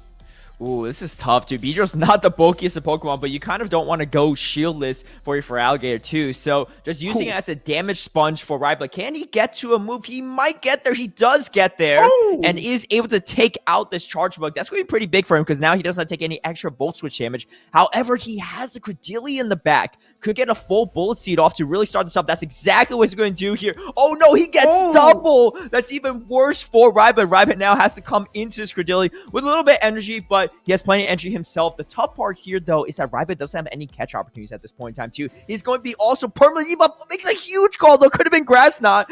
Lets the Rock Tomb go instead. That's still a lot of damage, but he needs to make those tough calls in the position he's in. Yeah, and Jacko Loco makes the reverse. He lets this Ice Beam come through from the Feraligatr, but after that Rock Tomb debuff, it takes it so well, even tries to catch onto the Feraligatr. And at this point, I mean, we're just seeing that the fast moves are going to be the source. No charge attacks required. Look how low Ryblet's Feraligatr is getting. He's getting that last shield out of Jacko Loco because Jacko Loco knows that one more Shadow Claw and he has taken the game. His first game against Ryblet in this tournament, and he's coming back. He wants this win. Macargo not needed yet, but still able to claw this back to a 1-1 in the losers finals. And now it's match point the other way. Now Ryblet is also only one match loss away from being out of this tournament and letting Jacko Loco progress onto the grand finals. Yeah, what a game there too. You know, I think maybe a little bit risky Ryblet not going to Charge Bug that game, right? So ends up being a little bit not only softer to the Feraligatr, but also his team as a whole was not nearly as bulky, right? Shadow Beedrill is not going to be as bulky as that Charge Bug. So in those situations, right, in that head-to-head bug matchup, that crunches it so much, right? It unfortunately actually was worse that he survived there because then the Credilli just got so much energy. Really great no shield call on that Rock Tomb, but just a little bit too little health on that Feraligatr. So we are on match point. This is going to be a big one too. I mean, Ryblet, absolute juggernaut, especially in grassroots formats, winning Devon Worlds last year, already in at least a top 3 finish in the second year. So Jacko Loco, though, trying to unseat this giant and have a shot at his own title in that grand finals against Out of Pocket. So we'll see how that goes. Let us know in chat who you're rooting for and who you think is going to take it all the way. But both players playing really well, so we'll see. I mean, I think both of them are probably going to rely a lot on that Charge Bug for Alligator Core yet again in game number 3. The real question is what's going to be their third, right? I think the Swallow has been working pretty well for Ryblet. I do like that pick a lot. And I don't know. I think Jacko just goes Credilli too. I don't know. I mean, it's just like those are the picks that make the most amount of sense to me. I think if you want to play as safe as possible and have coverage. But I mean, I wouldn't hate seeing a Macargo, you know, that could be interesting, but it is a lot to gamble, right? That's a $100 gamble right then and there, right? If you lose that game. Could be more, right? If you go for that first. Yeah. It could be, you know. So yeah. We'll see if Jacko Loco's a gambling man or not. But but yeah, my guess is probably not, given how strong Feraligatr is, and you know, Ryblet already demonstrating how well he's able to pilot that water primary Pokemon on his end. So yeah, gonna be an interesting one. What do you think? Oh, okay, here we go. Let's go. Game number 3. Oh! It's going to be it. And we do get the Macargo, but it's in the worst possible position. Obviously, Jacko Loco has to exit playing here, so let's see what happens. He's going to swap straight away to that Credilli. And yeah, I mean, you have the Swallow on the back, but Charge Bug, I don't know. It's not great. It's not great. Yeah, this isn't where Jacko Loco wants to be for sure. He does at least have this ABB strategy where he has 2 Feraligatr counters in the back, but the Decidueye actually coming in, not the Swallow. And so this Rock Tomb, like, is going to go through Decidueye, not the bulkiest of Pokemon, but it can actually tank a Rock Tomb pretty decently. And now, all of a sudden, actually, the Astonish damages are adding up. I think you can just throw a Spirit Shackle here and get the KO. Yep. Yeah, I actually, oh wait, Jacko Loco going for the shield, trying to flip switch, maybe saying, you know what, if I get shields down, this Rock Tomb is still going to do a good chunk of damage to this Feraligatr here, but the defense is going to fall from that Spear Shackle. I like this play from Ryblet a lot too, because, oh wait, he just lets it go. He lets switch just flip on itself. Okay. And all of a sudden, Ryblet is back in this seat where, again, he has that Feraligatr with energy. He has a shield advantage. He wants to really push this advantage, but he's going to swap into the Swallow. And at this point, Macargo has an in. Macargo can come into this Swallow now.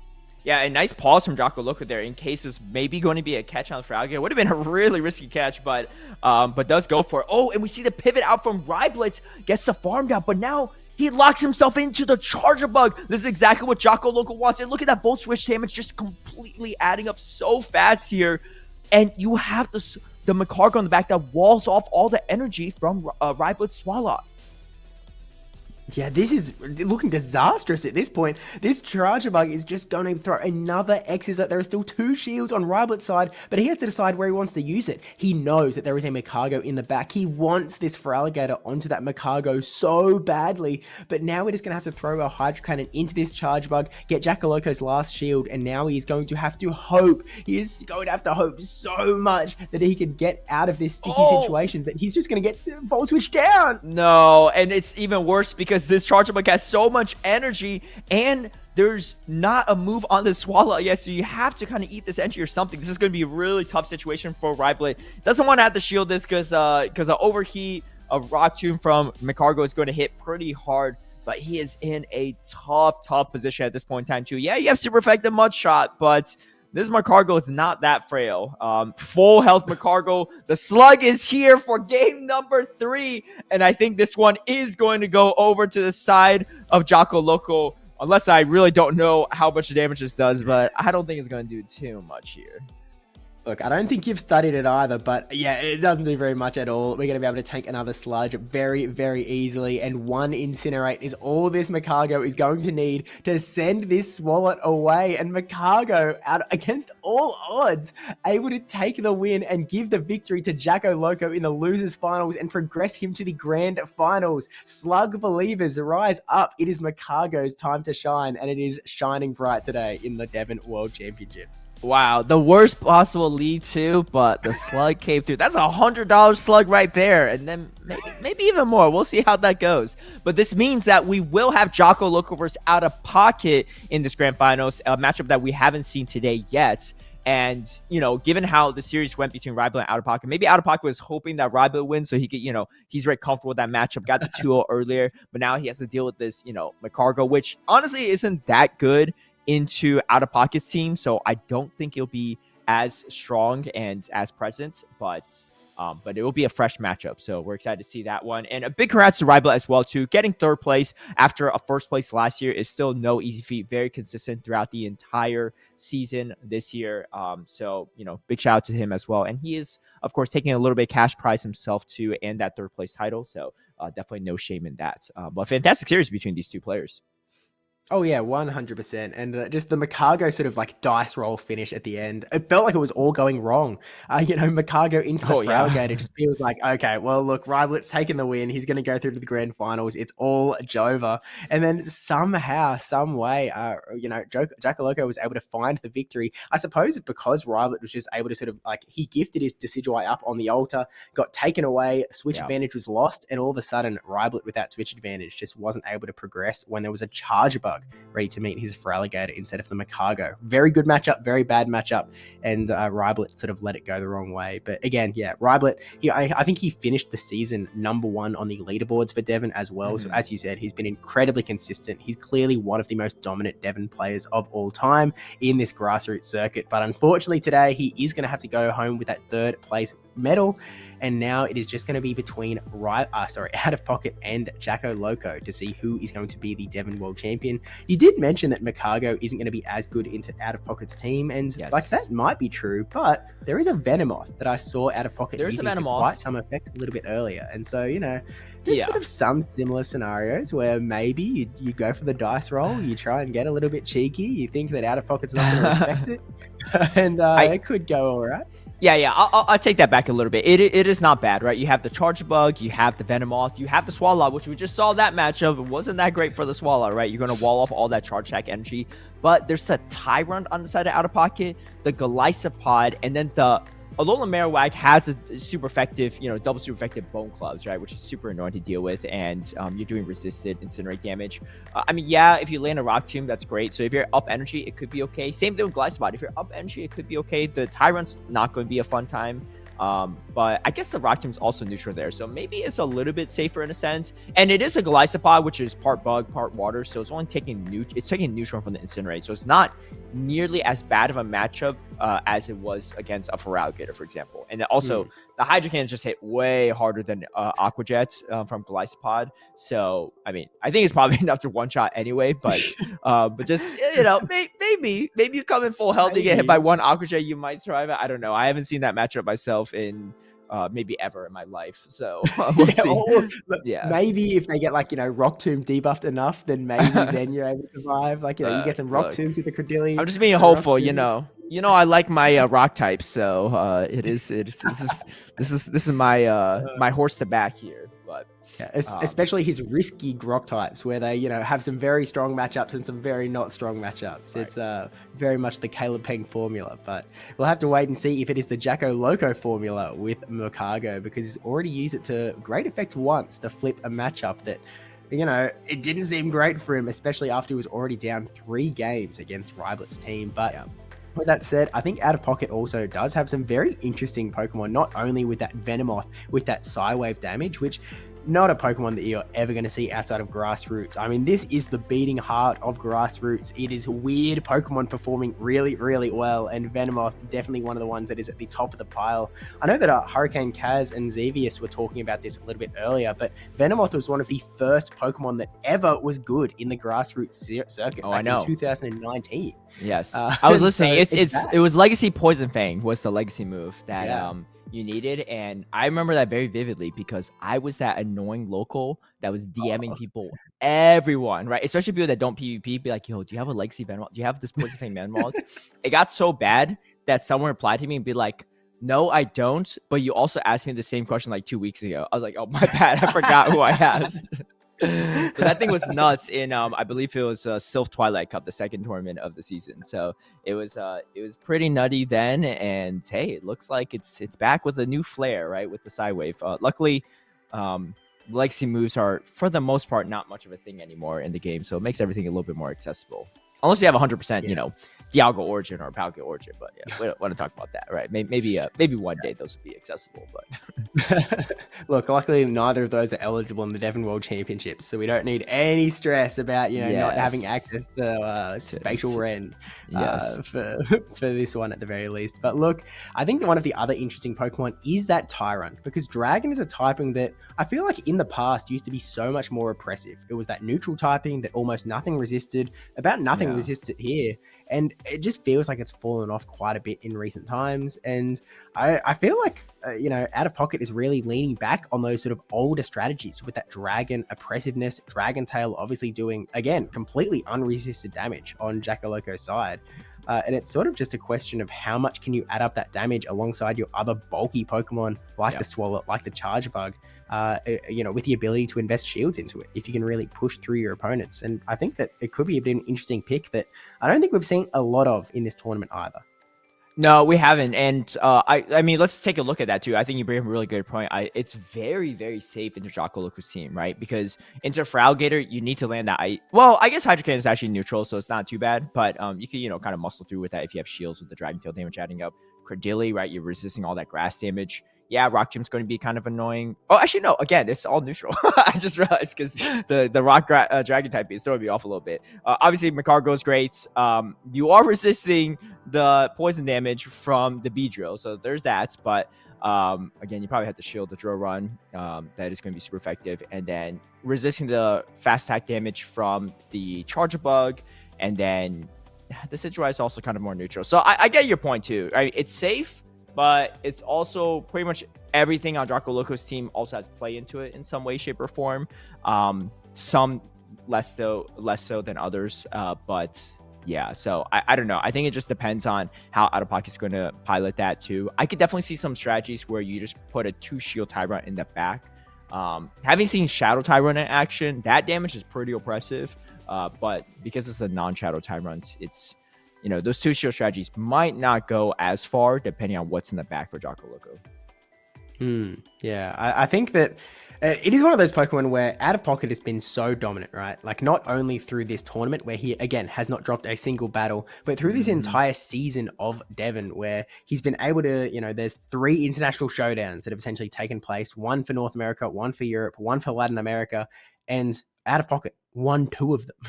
And I think undefeated as well, going through both tournaments without dropping a match. He's a very, very skilled player with some very, very, I guess, willingness to actually go for these strategies that other people don't see. I think he's one of the, he's got one of the greatest team building minds that is around in the Pokemon Go circuit. And I think that like this Tyrant was built for purpose, and we've seen this a few times in this tournament today, where a 2 shield in the back is sort of enough to just, all right, I'm good now. I can just go for fast moves, and having that fast move pressure on your side can really be beneficial, whether it's that heavy fast move damage, you know, a bit longer but a bit chunkier from the Dragon Tail, or that 1-turn spam from the Psy Waves from the Venomoth.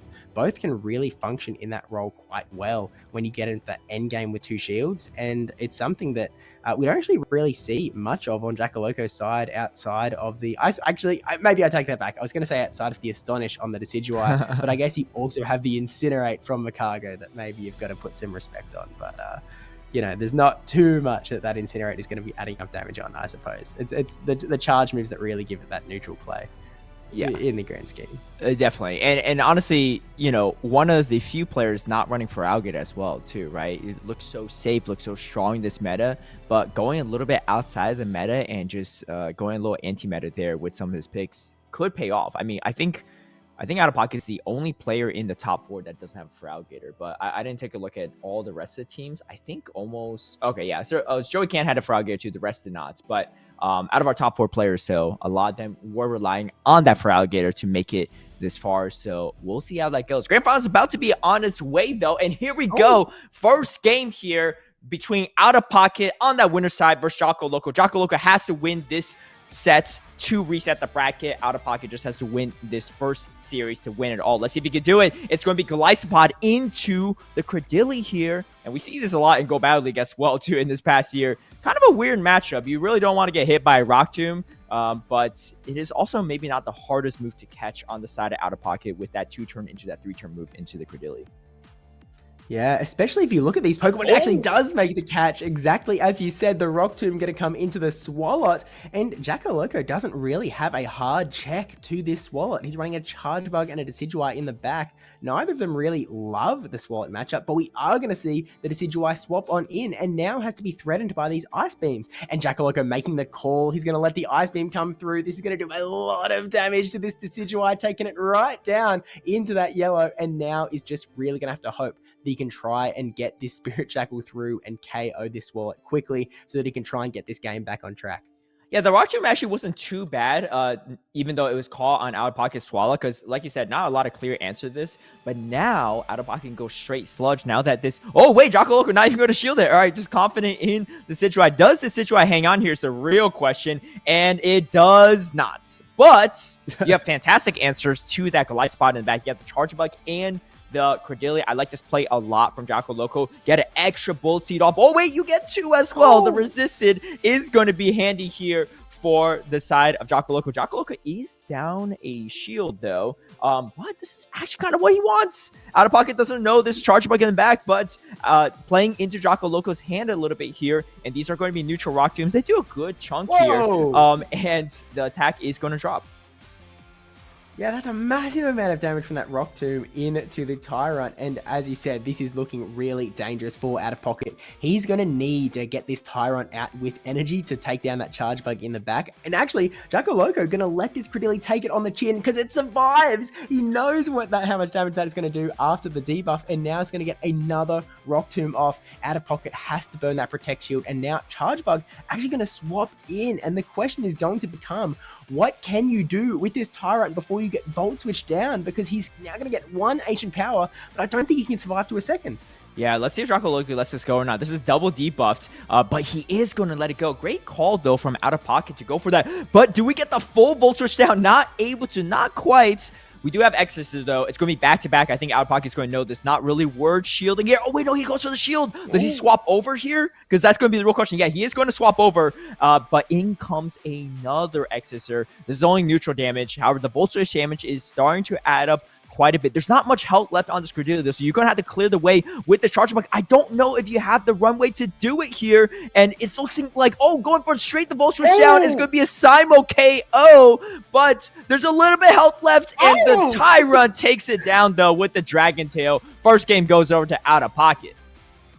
Wow, what a finish. I mean, Tyrant is apparently the guy. Dragon Tailing down one Dragon Tail versus one Bullet Seed. I mean, that's just an incredible finish and really well played from Out of Pocket. I mean, recognizing the entire time, like, look, this Swallow, obviously a very good safe swap. There's not really, now that I'm looking at Jackaloco's side, there's no real hard counter to Swallow at all. I mean, Beedrill is a pretty solid answer, and Feraligatr does okay, but neither of them were sitting there ready to go for the Swallow. Cargo. So Out of Pocket. Cargo's the answer, but Okay, you know, I think Out of Pocket was pretty ready for it, right? With the Glyspot in the lead, the Tyrant in the back as well too. Could have been disastrous if he safe swapped the Swallow and in came the Macargo, but maybe making the read that, yeah, I don't think Jocko Loco is going to bring that, right? It's a little too risky into my team at times, especially how, you know, safe that Tyrant looked. But I gotta say, I really gotta commend Out of Pocket in that game, because I feel like every single step of the way, he made the right play, right? Obviously, starting off with the catch, fantastic, right? Because now Jocko Loco is down a shield, and, you know, he's getting, I mean, one free mud shot there, which is nothing too crazy, but transferring that damage over to that Swallow. Go straight for the Ice Beam against Decidueye, knowing that he's unlikely to shield it because, hey, I'm debuffed, right? And then can easily go for the Sludge for the KO later. If he, you know, got the Ice Beam shield, different story, but Jocko Loco already down shield, no probably not going to shield it. And then double debuff Tyrant, throws the Ancient Power, you know, and he's thinking like, yeah, I think Jocko Loco is not going to shield it. Why would he spend his final shield on a double debuff move? But it is still super effective, and because of that, the Charge Bug just did not have enough health to to Volt Switch down this Golisopod, and that's what set himself for the victory. It looked pretty disastrous, honestly, for Out of Pocket at first, because you're like, where's this Golisopod going to go? But he had a shield advantage, and just great decision-making on those charge attacks got him the victory. Yeah, I think you're exactly on the money. I mean, it was just really great identification of the gameplay, of the path forward, and now Out of Pocket is going to try and secure the grand finals with game number 2, the Tyrant into the Feraligatr. Not a matchup that the Feraligatr loves. These Hydro Cannons are really going to outpace and add up a lot of damage to Tyrant. Tries to make another catch from Out of Pocket into the Glyspod, but doesn't quite work out, and so Credilli now going to swap in, but the Credilli was a little bit behind, Caleb.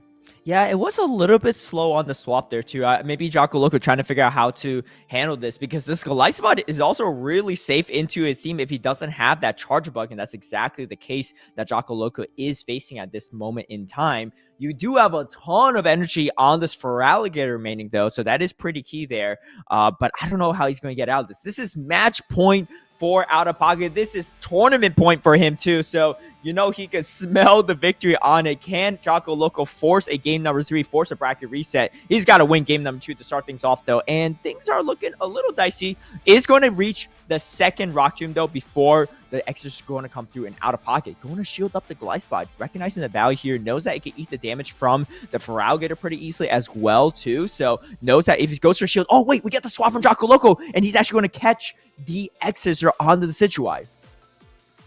Okay, this is a bit of an interesting spot, because this exit does bring Decidueye down a little bit, but it's going to be able to take another one quite well. And so now, Out of Pocket going to swap into the fast move versus fast move matchup of the Tyrant versus Decidueye. And this is a match that is going to go all over the place. The Ancient Power actually getting no shielded. Jocko Loco, again, letting the Decidueye go, recognizing that he does have a shield advantage. And I don't know if you know this, Caleb, but a Feraligatr with a shield advantage can be a very dangerous Pokemon, especially with so much energy on its side as well. This Hydro Cannon is going to connect to the Tyrant, and it may have that Dragon typing to resist water, but with the power of Rock and the power of Feraligatr's stats, it is going to be more than enough to KO the Tyrant. And now it is just going to be down to this Feraligatr and Golisopod to have to muscle through this somehow, and Out of Pocket is going to try and do it with that Psywave damage from Venomoth. Oh, I like this play from Jocko Loco, banking up back-to-back Hydro Cannons.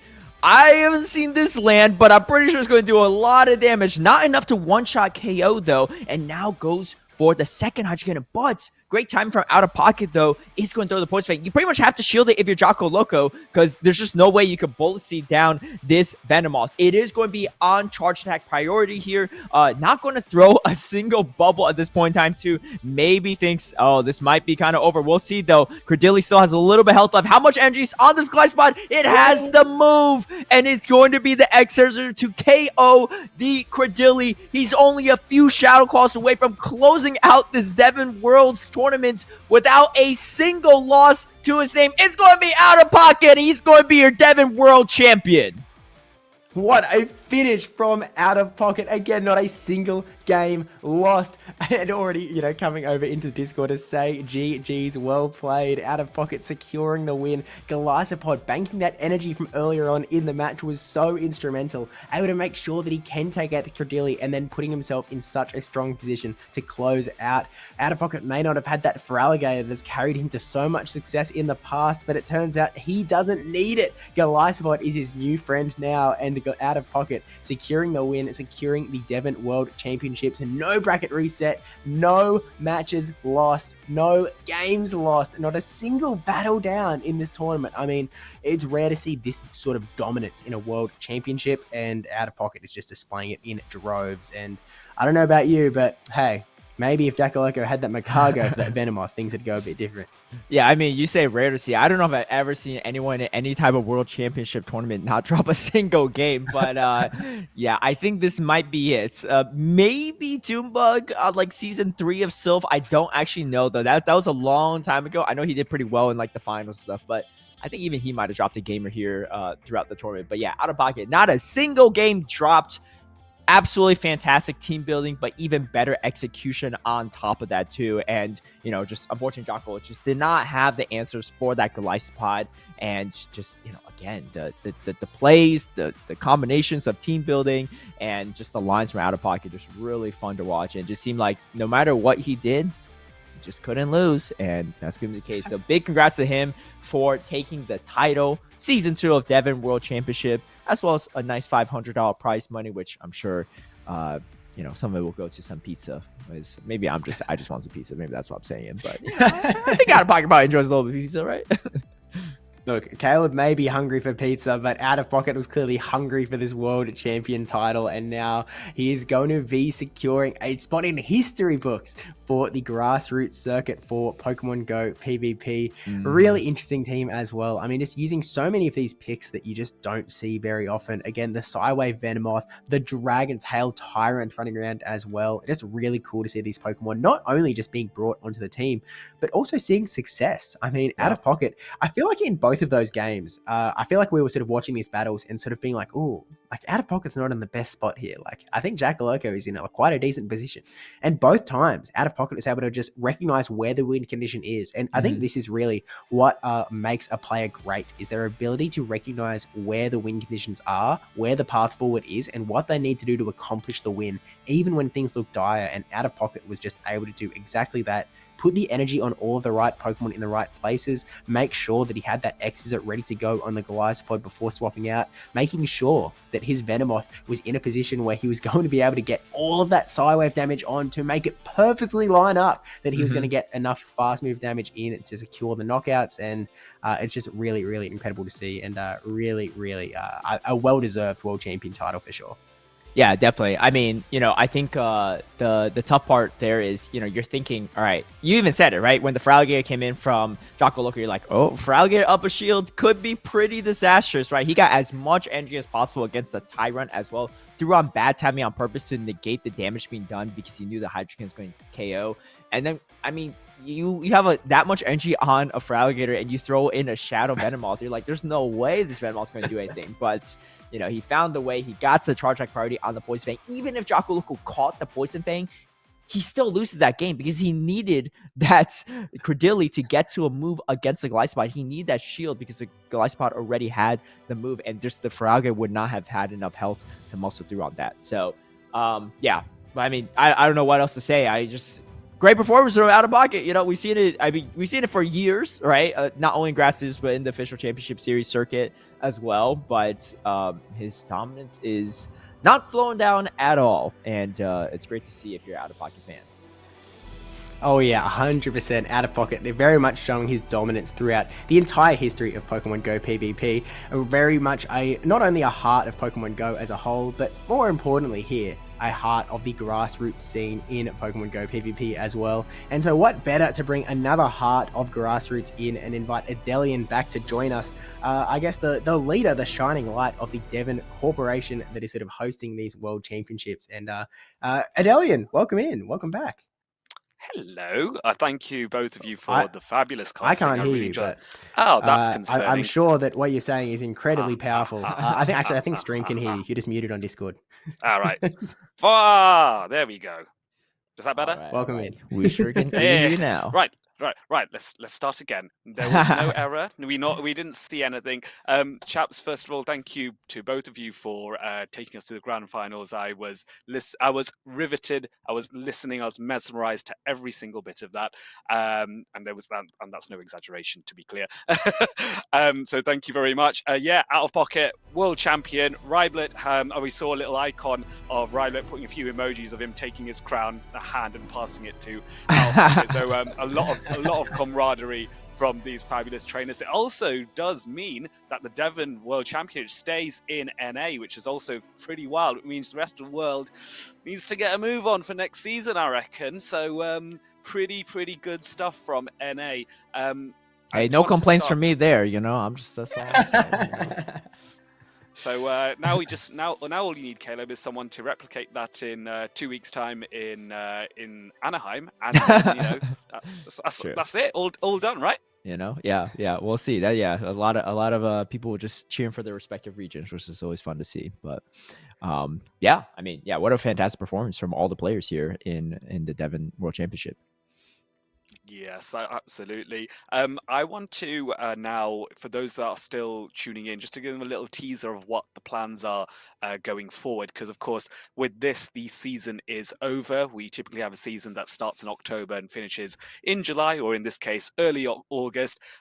So at this point, the folk running Devon are going to take a little break and also start rejigging things, tweaking, and seeing how we can improve things. It is a grassroots organization, so without beating about the bush, we are not going to be making sort of huge swathes of changes that you would perhaps expect with Play Pokemon, but we are always looking to slowly improve and get better over time, and that can only help with the participation of the trainers that play, first and foremost, the support of the volunteers across the various teams, be it metas, be it refereeing, be it content, all of that. And of course, and I'm sure there's many other departments as well. I also want to give a shout out to Zygarden, who we partnered up with to host these tournaments. So very happy to work with them. Also, we've been working closely with Dracovis as well for many months as well. So please do check out these two organizations supporting grassroots PvP and Play Pokemon PvP in Dracovis's case as well. And then, of course, thank you to you two and the other casters, because you make the magic look and sound even better, I think. I'm not biased. He's complimenting himself here as well. He was casting earlier. This is circular. Yeah. No, honestly, shout out to all the casters as well in production for making it a fantastic broadcast too, because there's always great battles, but it's even better when people get to watch them.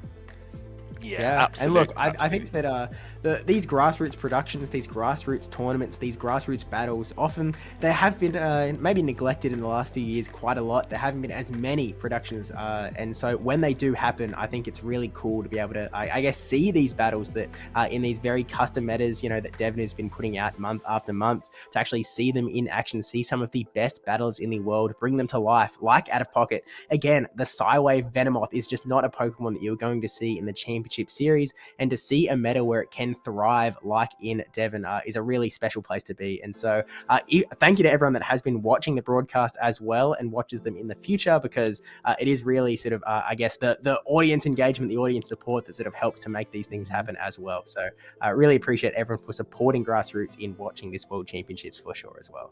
And thanks to you to Adelli0n for all of his work behind the scenes in putting it all together as well. Of course, you can't have a grassroots production if there isn't, someone actually making things run behind the scenes as well. So Adelli0n and the entire Devon team, mad shout out to those guys as well. And of course, Miss Mystic for making all of this happen around us as well. Very, very appreciated.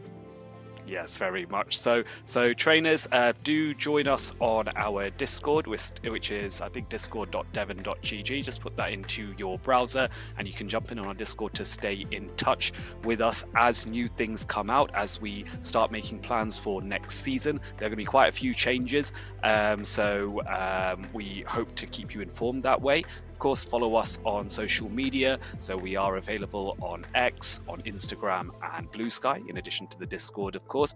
Please do also follow the casters as well, because they do amazing work in other environments with their own content creation, and of course on Play Pokemon as well, where we may see some of these lovely faces battling, winning, competing, casting. It'll be very, very, very fun. So do look out for them as well. But most of all, we just want to stay in touch and support the community. So the more people that stick around in our Discord that we can keep updated, the better. And who knows, maybe next year I'll be talking to a new face or hearing about a new face that becomes the next world champion and makes Out of Pocket sweat a little bit.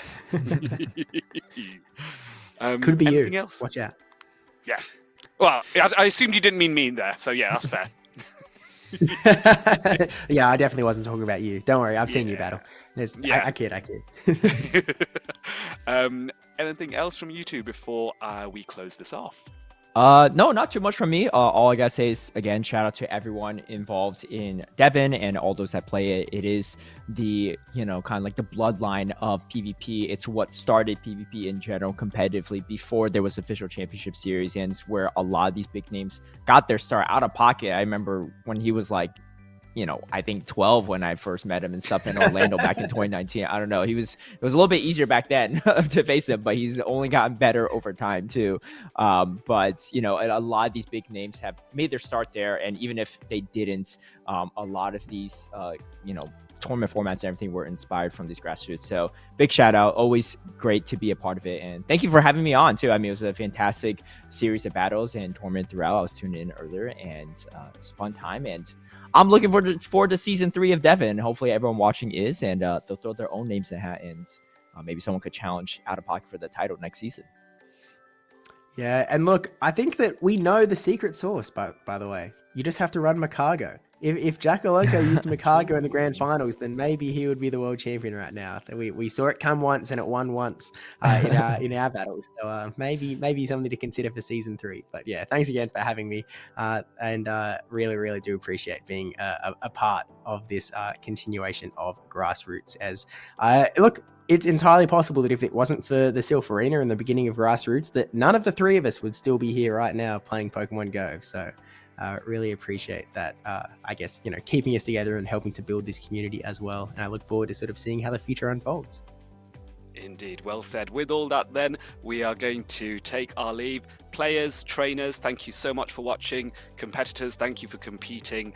And of course, we will see you on the next stream, whenever that might be. Hopefully one within a few months. Thank you very much. Take care from Devon.